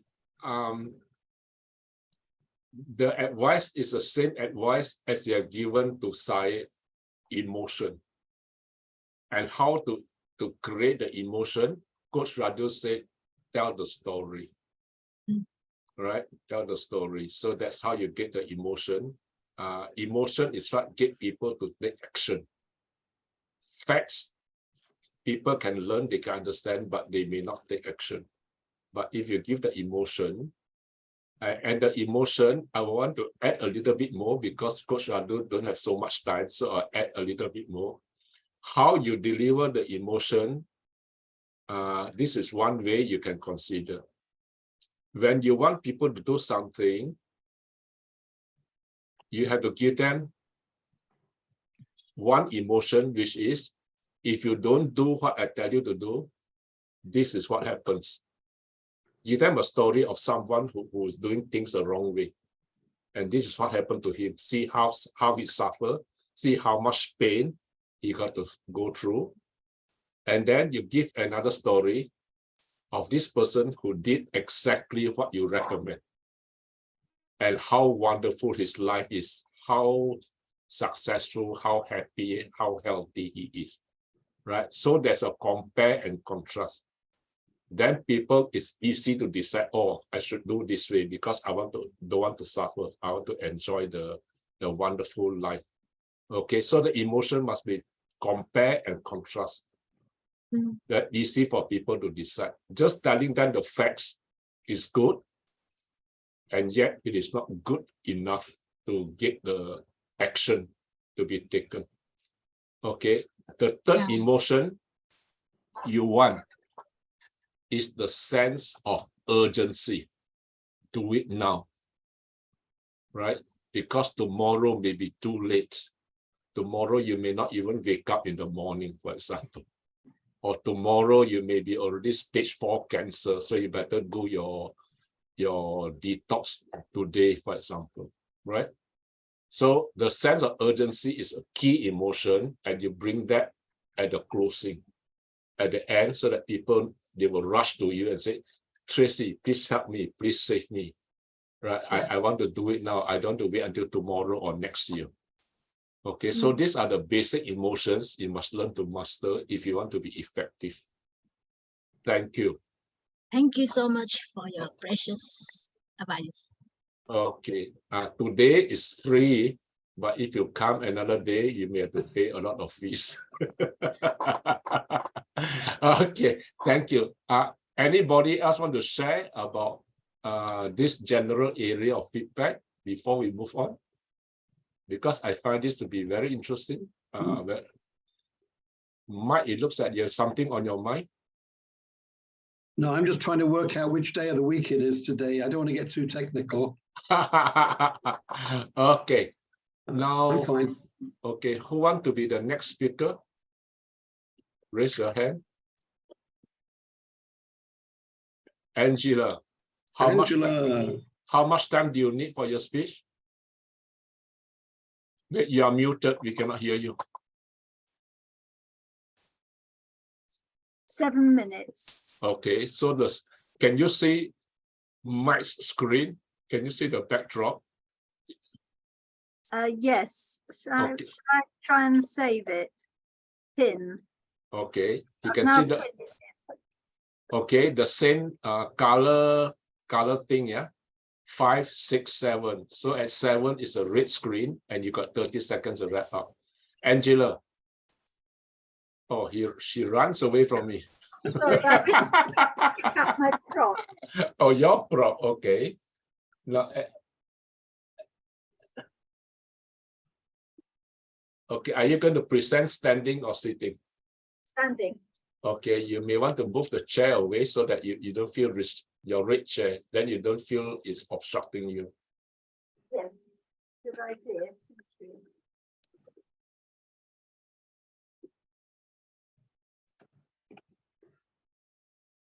Okay, good. Angela, you have 1 minute to introduce yourself. Introduce your speech. Tell us why we must listen to you. Why is it so important for us to listen to you? And tell us a little bit about your background. How does it make you a suitable person to speak on this topic? And you introduce a topic, and then you tell Mike, I am ready, so that Mike can start timing you. Will that be okay? Yes, that's lovely. Okay, are you ready? Well, I'm ready to introduce myself. Okay, ladies and gentlemen, welcome, Angela Lansbury. Thank you. My name's Angela Lansbury. I'm in Singapore. I'm British, and I'm a writer of 20 books and also a contributor to various anthologies by my good friend Carolyn Street. One of them is Fear and Us, another is Authenticity, and another is Grief and Us. And today's speech is about dealing with grief and problems. And now I'm ready to start. Okay, I'm ready to time you. Thank you. The most important speech you will ever give is the one which can save somebody's life. Now, there are two ways you can save somebody's life. One is you can call somebody to help you save a life or to ask them to save a life. And the other way is to get them not to commit suicide. Well, it sounds silly, but it's something that certainly happened to me, both of those. I wanted to save my father's life when he was in hospital, to get a doctor to come and look at him at the weekend when she wouldn't. Then suicide, I've been in two clubs, one where somebody threatened to commit suicide and the other where somebody unfortunately did commit suicide. And then of course the last one is to keep up your own spirit so that you don't commit suicide or take silly risks. So let's look at each of these and how they've affected me and what I've learned. The first one, probably my biggest failure, was not being able to get a doctor to help my father on his last day in hospital. I wanted the doctor to come and put my father on a drip because he hadn't been eating all week, hadn't been drinking, and I mean, he was 93 years old and they told him he'd got cancer and he lost interest and wasn't eating. But I wanted him on a drip. And I asked the duty person to call the doctor. They refused to come. I asked again, and they called again, and still she refused to come. And then finally I went in and said to my father, they won't come and help us, but I've arranged to bring you home. He sat up and then he fell back. He was dead. At this point, the doctor came down and said, I'm ever so sorry. And she signed the death certificate. I later discovered that she was paid £25, which is perhaps $40, $50 in Singapore or American money, to sign a death certificate, for which, of course, she had the time and the energy to come down to do something. What I've learned from speaking groups such as Toastmasters and Agora is that you have to offer somebody an incentive. And I keep thinking, what incentive could I have offered her? Perhaps I should have said, I will be eternally grateful. Perhaps I could have said, I will give you £25, regardless of whether you're able to save him or not, just because as a token of my gratitude for your coming down to look at him. Or maybe I could have said something else. It still goes round and round and round in my mind, and maybe you can tell me what you have to say to get the weekend doctor to come down and look at your relative. Anyway, too late. That's over, that's finished. And the moral for me is stop worrying about it and move on. My husband, of course, will say, you're still talking about it, you haven't moved on. Whereas I would say, yes, by talking about these things at speaking groups, I come to grips with my problem, then I can find a solution or say to myself, it's time to move on. Now, there are times when you have to deal with things and you have to move on. And there are times when you decide not to commit suicide. Let me give you another example. My mother died. This was before my father died. Sorry to be all so blunt, but it does get better, I promise you. After my mother died, I cried and cried and cried all day long, until the evening when my son came in. He said, you've got to stop crying, Mother. I can't stand it. If you don't stop crying, I'm going to commit suicide. So I stopped crying. I realized I had 5 people in my life. I've had my mother, my father, my husband, my son, and myself. My mother was gone, but I got 4 people to look after. So I had to stop crying about the one who'd gone, and like a nurse in a hospital, I couldn't be looking after the dead person when I'd got 4 living people who needed to be told, yes, it's going to be all right, and I'm here to help you. And one of the persons, of course, who I was here to help was myself.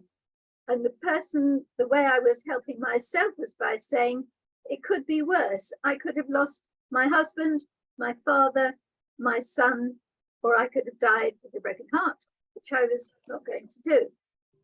So things could always be worse. Now, as we heard earlier today, things could always be worse. You could lose a tooth. You could find that you had a cold. And if you had the cold, I can tell you this makes things so much worse.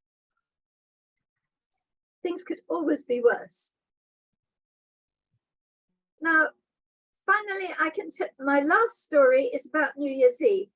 New Year's Eve, everyone is happy. Except that I lost a friend on New Year's Eve who committed suicide. So on New Year's Eve, I would look all miserable thinking about her. And then one year I said to myself, what about my son? I've got to ring my son, make sure that he's not alone, he won't commit suicide, and he will be all right. So of course I rang up and said, hello, darling, Happy New Year. And he said, Happy New Year. I said, you're not alone. He said, no, I'm not alone. I said, who's with you? He said, I'm with my darling Carol. I said, oh, that's sweet. Ah, nice to hear some good news. He said, I've got more good news. We're engaged to be married. I'm so excited. And now, every new year, for a moment, I think of my poor dear friend, and then I think of a happy memory, a happy thought, the time I rang my son and he said, we're going to get married. Now I've got more things to look forward to, my granddaughter's wedding, and that's the secret of everything. To think of the people who still rely on you and be looking forward to the happy times when you will contribute to their happy days. I hope I have ended by making you have a happy day. Back to you, organizer.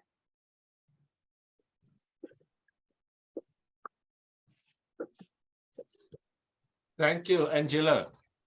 You are such a captivating speaker. Great job. Now let us test the audience. Vanessa, how many stories did Angela tell us today?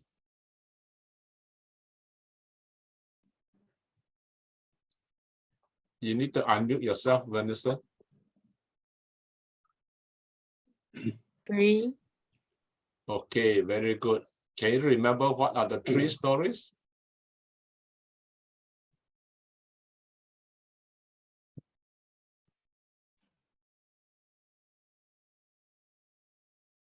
One is the son's wedding, Okay. and then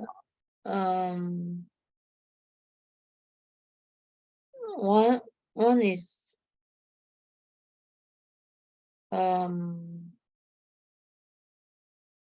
someone passing away, Okay. and then she was at her grief moment. So and then the other one I can't remember. Can't remember. Okay, Bobby. Bobby, test your memory. Bobby? Okay, maybe Francis. What are the stories?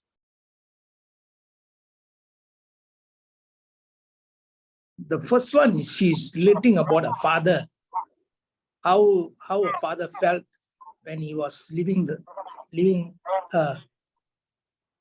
The second one was her mother's death.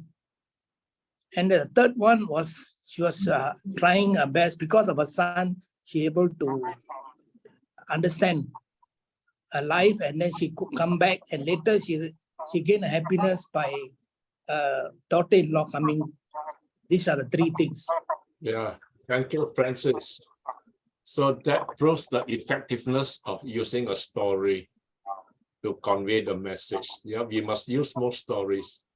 It's easier to remember story than to remember facts and numbers and figures. Thank you. Now let's look for feedback for improvement. Tracy, maybe you want to share something, some feedback to Angela before we get Coach or Michael to share? Yeah, I have some point. I see that the Angela, she has a very attractive, like Peng has said, that captivating the audience with the posture, standing and presenting her story. Yeah. For the content, I feel it may be a little bit long. Is it a little bit long for presenting the story? And I see that her final point is she would like people to know how she has transformed.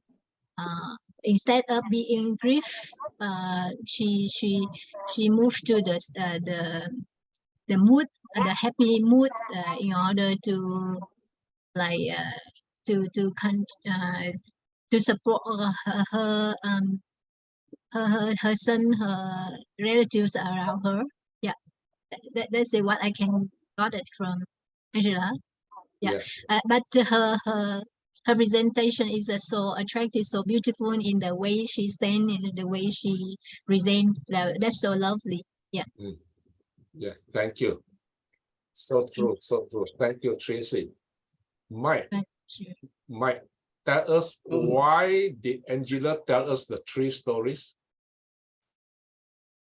I thought she had more than 3 stories. It was very entertaining. It was certainly very captivating. And yeah, the 3 stories that were there were of use to all of us. I think all of us could be in the same situation. So that was going through my mind. Yeah, how would that happen in my life? With whom might it have happened? Yeah, so there was something in it for me to listen to Angela's stories. And again, they were down to earth, they were believable, they were genuine. And we like to listen to people who we like, and we like people who are genuine. Yeah, I think we are all very good at reading body language. And when we like somebody, yeah, it shows, and we take more attention to listen to what they're saying. So that's, again, one of the advantages, because storytelling builds on that.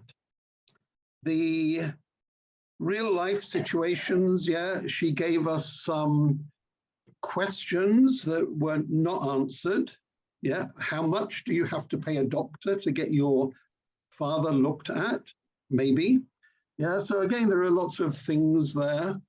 We come from, in the UK, a situation, I believe, I haven't been there for 20 years, where we have a public health service, which is pretty good. I think anybody that falls faint on the floor in the UK is taken to the best hospital available. And if they're not British and members of the National Health Service, the invoices follow them around the world when they go home. But everybody gets looked after and their life is saved.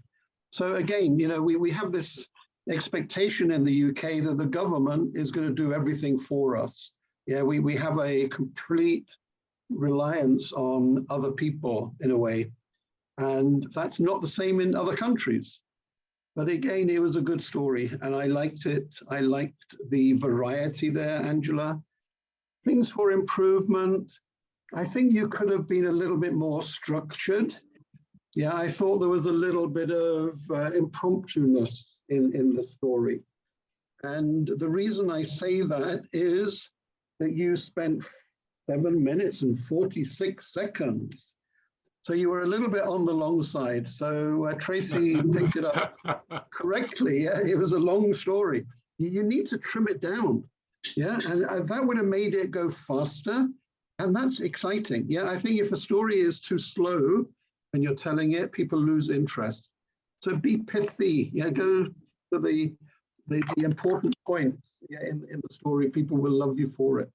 Thank you, though, for delivering that speech. It was very inspirational and informative. Thank you, Angela. Thank you, Mike. Thank you, Angela. I think now we want to listen to Coach Raju. Benton, is my voice clear? It is Yes, clear. it is. Yeah, we can hear you, so. Angela, I think you are a very captivating speaker. Too soft your voice. Sorry? Too soft. Yeah, I can't hear you. Hey. How is it now? That's better. Can you hear Slightly. me? Can a bit more, a bit more. You can I hear think, me? Raju, if you go down to the corniche, it'll probably be even better. Can you hear me now? Yes, yes. I can it's hear clear. you all the time. No problem. Okay. Okay. I think fantastic, you know, the way you carry yourself when you deliver your speech, excellent. And your gestures, very appropriate. You know, when you told about the 5 members and then 1 member, you know, like they were very apt to the situation. So there were many wonderful things in your speech. Now, the recommendation is the title of your speech should not get grief and problems with the audience. So always the title needs to be in a positive way, you know, which will enable the audience to, they shouldn't think, oh, he's going to come talk about a grief and all that. So title should always be positive. And the way you were saying 1, 2, 3, no. When you're giving the speech, it should be like a movie. It should go in a smooth way, you know, transitions between one story and another story and to another one. And generally the structure of Mike spoke about the structure of the speech. For that, how it needs to be is that you, in your life, you find all depressing. And what have you done to transform the life, you know, for your personal? So that will inspire the audience by having empathy with you. And yeah, that's it. But wonderful. Always look forward to hearing the speech because wonderful, powerful delivery. Just for the structure of the speech, otherwise everything was fantastic. Over to you, Benton. Thank you, Coach Raju. Yeah, I like the analogy. The story should be like a movie, smooth flowing with with effective transition. So I think all of us should adopt the same thing with the storytelling approach. I have one feedback, both I think applicable to your speech, Mark's speech, and Syed's speech. Basically, you are Tracy's speech as well. So you are speaking to inform, right? Speaking to inform, what should the closing paragraph be in a speech to inform speech? The closing, you need to do a summation. You need to do a summation to highlight these are the 3 things I shared with you today, right? So that people will recall, okay, you have this, this, and this. If you just close with still what do you call it? With fresh information, that is not suitable for speak to inform. Right? If you want to call for action, then your closing paragraph should be about the urgency to do something now. But if you are just speaking to inform, which is very good already, then do a summation. Right? Summarize your key message so people can, you help them remember better. Thank you very much, Coach Raju. Thank you, Angela, and thank you, Francis, as well. Okay, so thank you, Mike, for your feedback as well. Now we are about 9 p.m. Singapore time. We have half an hour more if there's any other person who have a speech or message you want to share. Is there anyone who has prepared a speech, who has something important, an idea, an experience, or knowledge or insight that you want to share? Actually, I would just like to continue on for Angela's speech. I have met Angela previously in Toastmasters, and I've heard her speak many times. So, but it was the first time I've heard her speak on this topic of death, and I think she should continue to work on it, because I think she can give an emotive performance. I think she has it in her, and I wish that I knew more of her personally before this, because in Toastmasters, generally, I think we are more like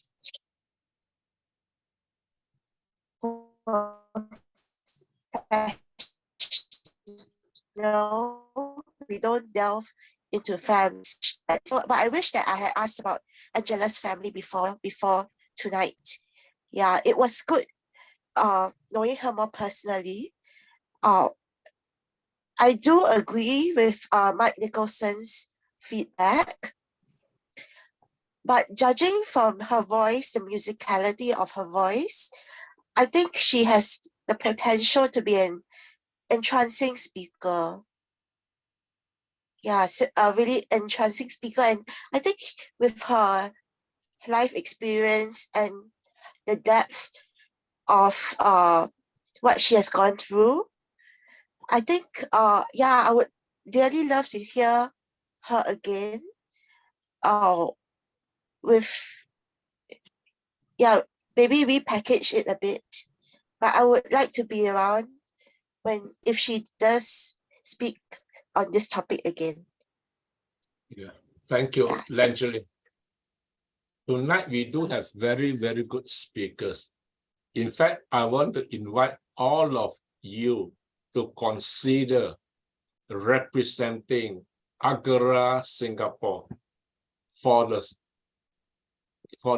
global speech contest in August this year. We have 4 categories of contest, right? So we need at least 4 representatives. And we have Coach Raju to help us. So if you join Team Singapore, you'll be very blessed with really, really very good coaching. Tracy, you can join Team Singapore because we are international team. We poach talent from all over the world, from as far as Qatar as well, to help us. So Angela, you can consider, and Syed as well, and Mark, if the purpose of contesting is not so much that the trophy is worth $1 million. You don't get very much value in the physical trophy or the certificate, right? But the value really is the journey you travel. Okay. Can I take a moment to share a story with you? Yeah. Okay. Yes. The story is, there's a Chinese mythology called, in English, it's called Journey to the West. Have you heard of this Chinese mythology? The Monkey King and the monk, right? And the monk has a white horse, and there is 2 other helpers helping them. Now, what is the purpose of the journey to the West? Who remember? The journey to the West is in the setting, to collect the scriptures. to collect the Buddhist, what they call it, sutra. Sutra. Yeah, the setting is about a few thousand years ago, right? Because Buddha lived about 2,500 years ago. So the setting is about 2,000 years ago. And the monk is set on a mission to travel from China to the foothills of the Himalayas in India to bring back the precious sutra to China. And in those days, there's no high-speed rail, there's no Air Asia or planes, there's no highways and roads, so they have to walk. They have to walk from China to India. The journey takes years. It is not something that happened in a day or a week or a month, but it actually takes years. They have to go up the mountain, down the valley, across the river, through the forest and the woods. And along the way, they don't have proper place to sleep. There's no Airbnb, there's no hotel, there's nothing. They sleep under the tree, they sleep in a cave, they sleep on the rock. And there's no McDonald's or Kentucky, so there's no food to eat. They got to eat whatever they can catch in the jungle or in the stream or anywhere. And worse than that, there are demons, there are tigers, there are all kinds of creatures wants to eat them. And there are robbers, there are bandits, there are all kinds of bad people who try to rob them and murder them as well. So life was very, very difficult. And you know, there's this character, the Monkey King. The Monkey King is a very special monkey. He has superpower. He's even better than Superman. He can, in one leap, he can jump 1,000 miles or 10,000 miles. And he's very strong. He can carry big rocks and many heavy stuff. And he used the power to fight, to protect the master, who is the monk.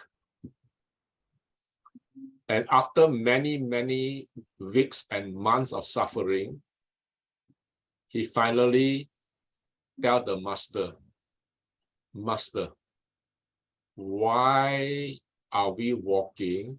Why are we hungry? Why are we sleeping in the dirt, in the cave, when I can carry all of you in a blink of the eye? In one leap, we can be in India. And we can pick up the sutra. And in one blink of the eye, we can be back in China. The way you're doing it, at any time, the bandits can attack us. The tigers can eat us. Why do you persist on doing it? And do you know what did the master tell the monkey?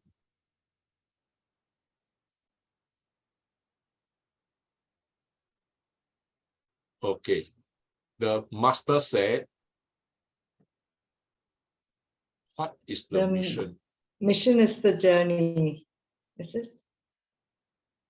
Excellent, Shona, is it? Shona knows Chinese mythology. No, Banpeng has told us the story before. Yes. Okay, excellent. You got good memory. So my story managed to plant in your brain, right? The monkey thought, like everybody else, the mission is just go to India, bring the sutra back to China. But the master told him, the journey is the mission.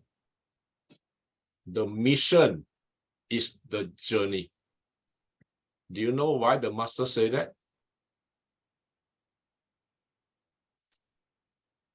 Having life. Sorry. Because I think it's just that once you get to the end of it, it's finished. Because all your experiences and isn't it? it's what you gain as you go through, travel through the journey. That's what it is all about. Because once you have reached your destination, there's nothing more to it. Yeah, so true. See, I'm making a guesswork. Huh? Yeah, through the road, through the way, they experience, the lesson will be learned, and until the day they release all the thing. I mean the negative in scientific way, or we in the Buddhism way they call it karmas. yeah. Basically, Making a guesswork. Huh? I'm making a guesswork. The deeper the struggles, the greater the satisfaction of reaching the destination. precisely, right? By having the sutra in your hand, somebody deliver to you will not change anything. Just like a person who hold a Bible in his hand and go to church every Sunday, it does not change anything, right? So it's the journey you travel, it's the obstacles, the setbacks, the difficulty you overcome. That's what changed you. That's what made you a better person. So that's why he said the journey is the mission, and the mission is the journey. If you don't travel this journey, you can never learn the lessons that you have to learn. Okay, so it's the same when I invite you to take part in the speech contest. The journey, researching, crafting your speech, presenting your speech, receiving feedback, editing your script, representing it a second time, edit again a third time. That's what will change you as a speaker. If somebody gives you a world championship speech today, it will not make you a world champion speaker. You need to go through that journey. And you are very blessed. We got Coach Raju, we got Mike Nicholson, we got many other people who are willing to share this journey with you and help you overcome all the difficulties. So even if you don't win the trophy, you will become a new person with a new life. So I encourage all of you, represent Singapore. Okay. Coach Raju, Tracy, I think Mike Nicholson is the organizing chairman for the Agora conference where the speech contest is going to take place. I want you, if you can, help him. Whether you want to be a guest speaker or you want to be a judge in a contest or be a contestant. I think we need a lot of people, maybe just share ideas how to create a better conference. I think that will also help. So we need a lot of help. If you can, contact Mike Nicholson. If you need his number, you don't have, you can ask me or he can post in the chat box. Because we do need a lot of help. It was in the chat. Yeah, I think some of them may have logged in a bit late. Just put it again. I'll put it to the bottom again. Yeah, please offer your service because we are all volunteers. We don't have a lot of money to hire professionals or anything. So we are a community, friends helping friends. You don't need to pay a single cent even to take part as a contestant, right? So nobody pays any fee to anyone. Nobody receives any fee for the service. So if everybody help a little bit, the burden on Mike's shoulder will be lighter by a lot. If you leave it all to him alone, of course, one person is very heavy. Yeah, we need many people. Francis, you are new, but it doesn't mean you are excused from helping. You can also volunteer to help. Yeah, Okay. definitely. I will help. Definitely. Good. Definitely, I will help. Yeah, thank you I so will much. help. You give me Right. some time to space you all. I can't straight away Francis, jump the wagon now. My contact details are in the chat box now. I've just replaced them. So send me your contact details and give me some idea of what you'd like to help with. Yeah. Yeah, one of the things that we will need is we really want this to be a worldwide contest and convention. So we really want to spread the word of what we are doing. Agora is still not yet 7 years old. We are in 50 countries. I think Tracy is going to make it 51. Yes, Tracy, before August. Then you can have your own.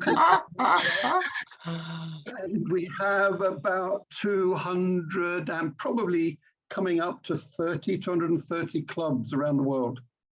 Yeah, so we need more visibility around the world. Yeah, it is still a pinprick, a drop in the ocean, but there is so much value in being an Agora member, participating in Agora, whether it's a youth group or an adult group.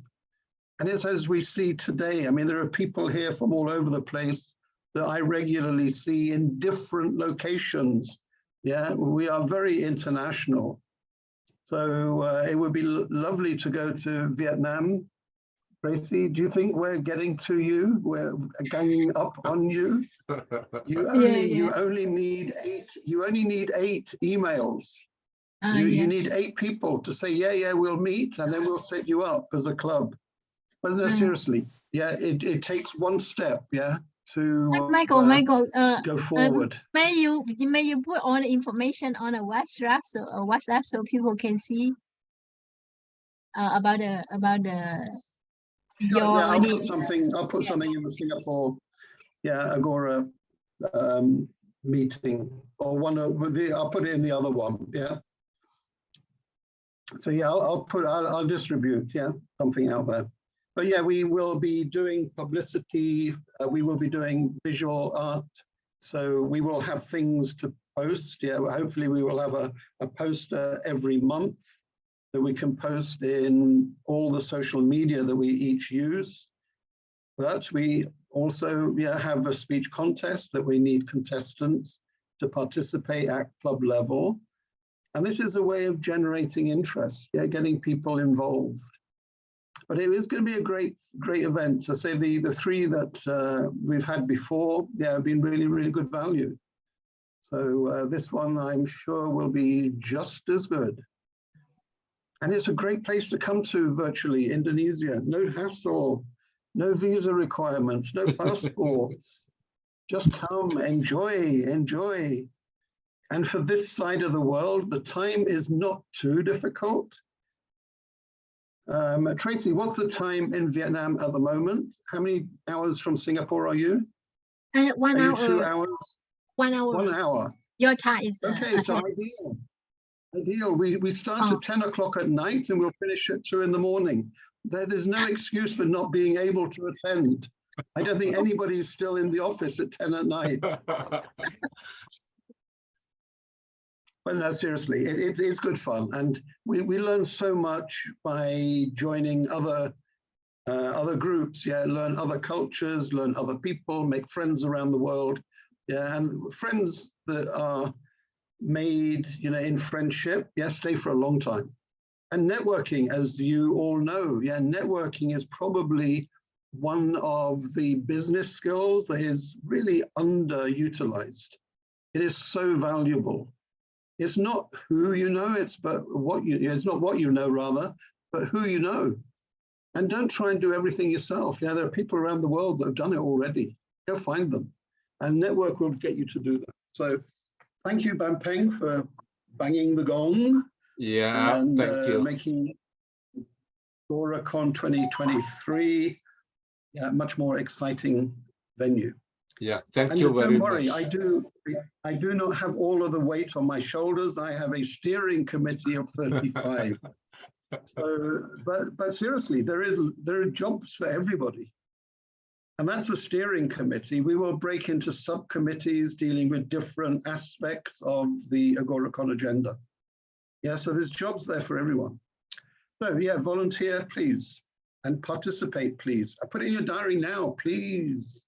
Yeah, what's Don't be the doing date? something What's the date? I'll put it Sorry? in my diary if you tell me the date. It's Thursday, Friday, Saturday, Sunday, and it is August 24, 5, 6, and 7. August. And it will start 9 o'clock Singapore time, finish at 1 a.m. Singapore time each evening. And at the moment, the plan, my guesstimate, is we will feature a different region of Indonesia on each of the 4 days, so it will be varied. And we will have a different speech contest on each day. So every day will be different. What are the four And we will have subjects? What are the four subjects? the speech contest. It's not subject, but it's a type of speech. Yes. So we will have a humorous, we will have a social, we will have, I've forgotten, well, what are the other names for the other two? Storytelling and humorous. Storytelling And humorous humorous. we already had. Humorous we had at the beginning.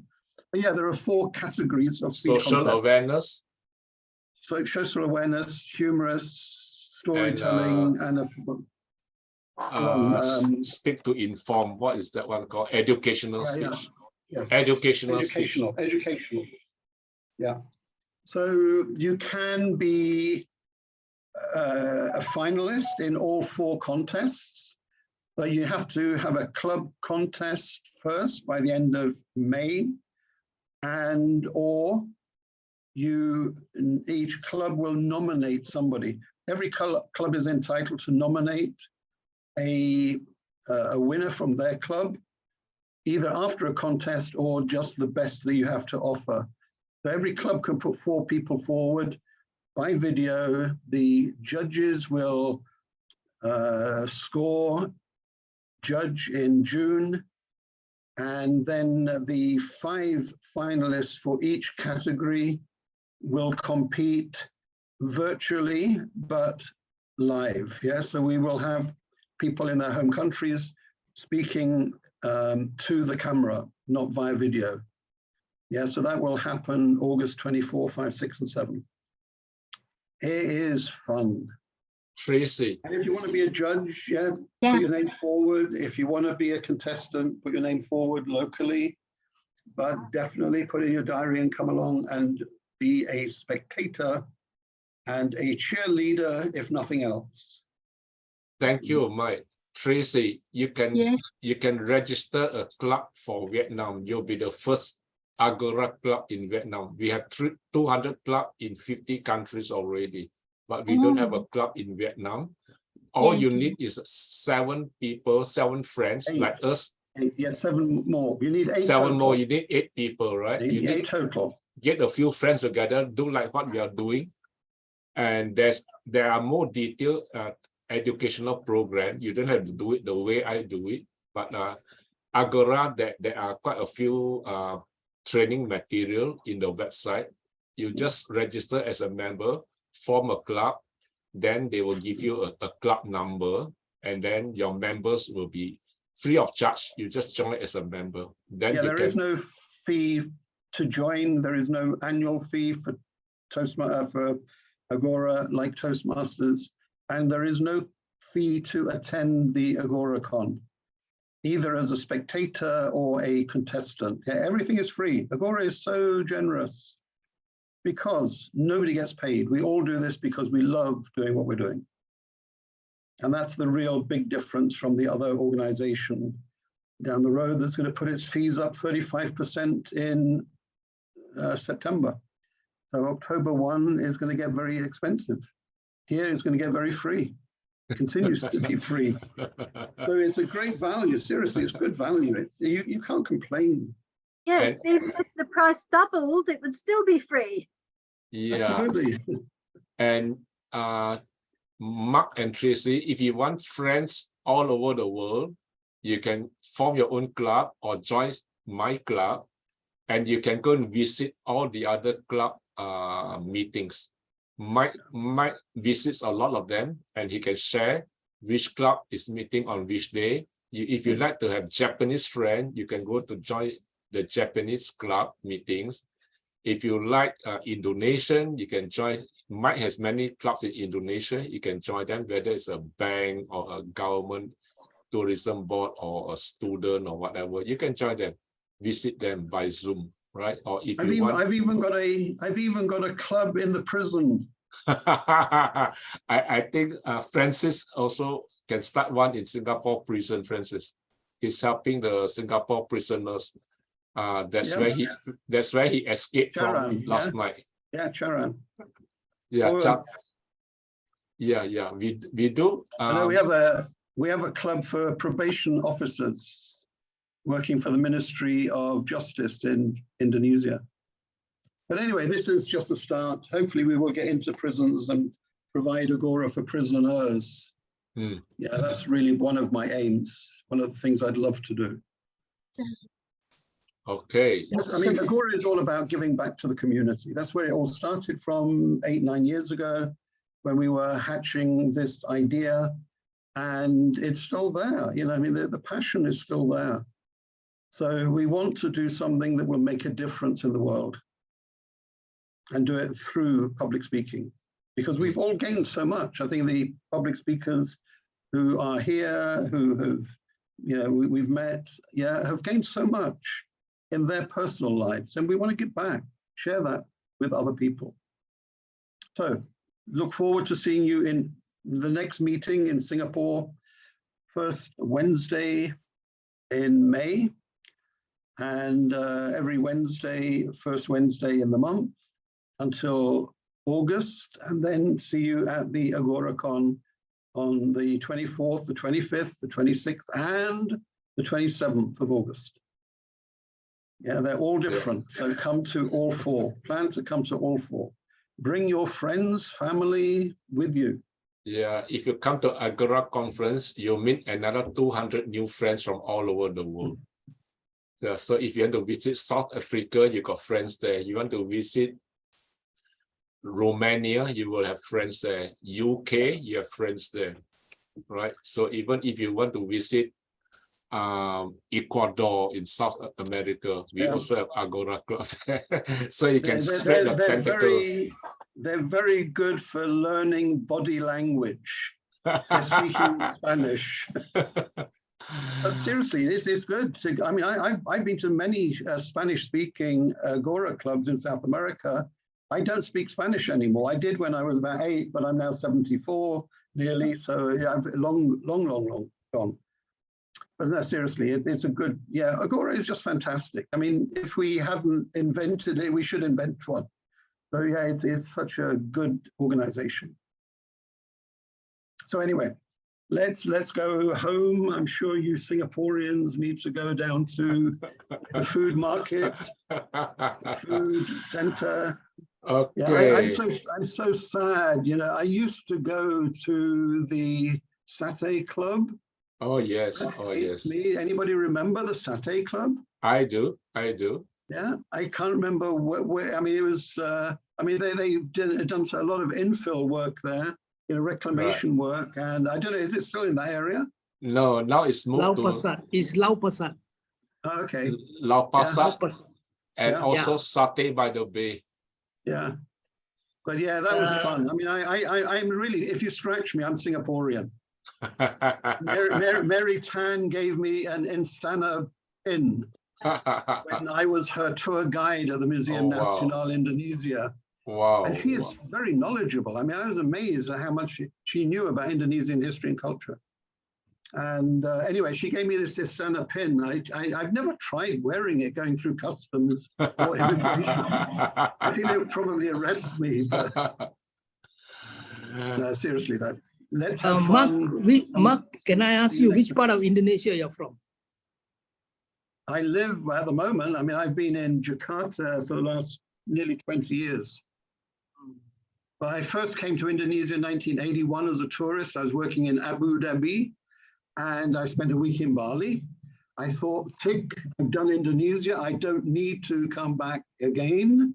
However, my boss had other plans and sent me to Borneo. I was in Kalimantan in 82, 3, and 4, building a LNG plant for Pertamina, the Indonesian oil company, national oil company. And I met my wife there. My wife is Javanese, not Japanese, but Javanese, born in Jakarta.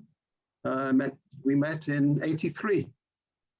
Time flies when you're having fun.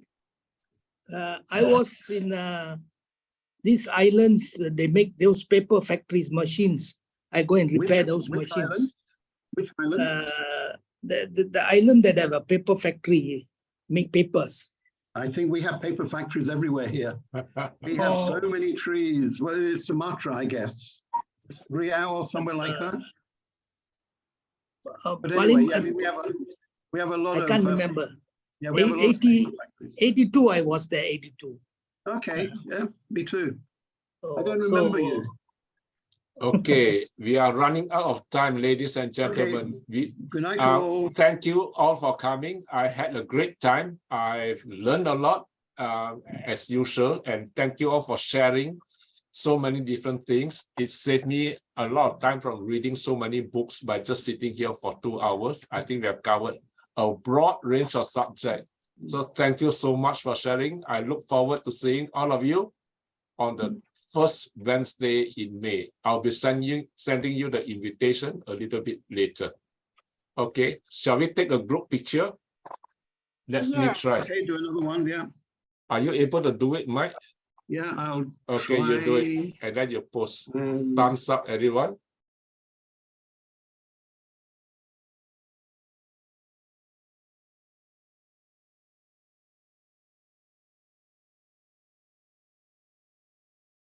Okay, it's. But you're not looking at the screen, Mike. You must look at the screen. No, I took it earlier. I was looking down. Yeah. Okay, you look up when you press the button. Yeah.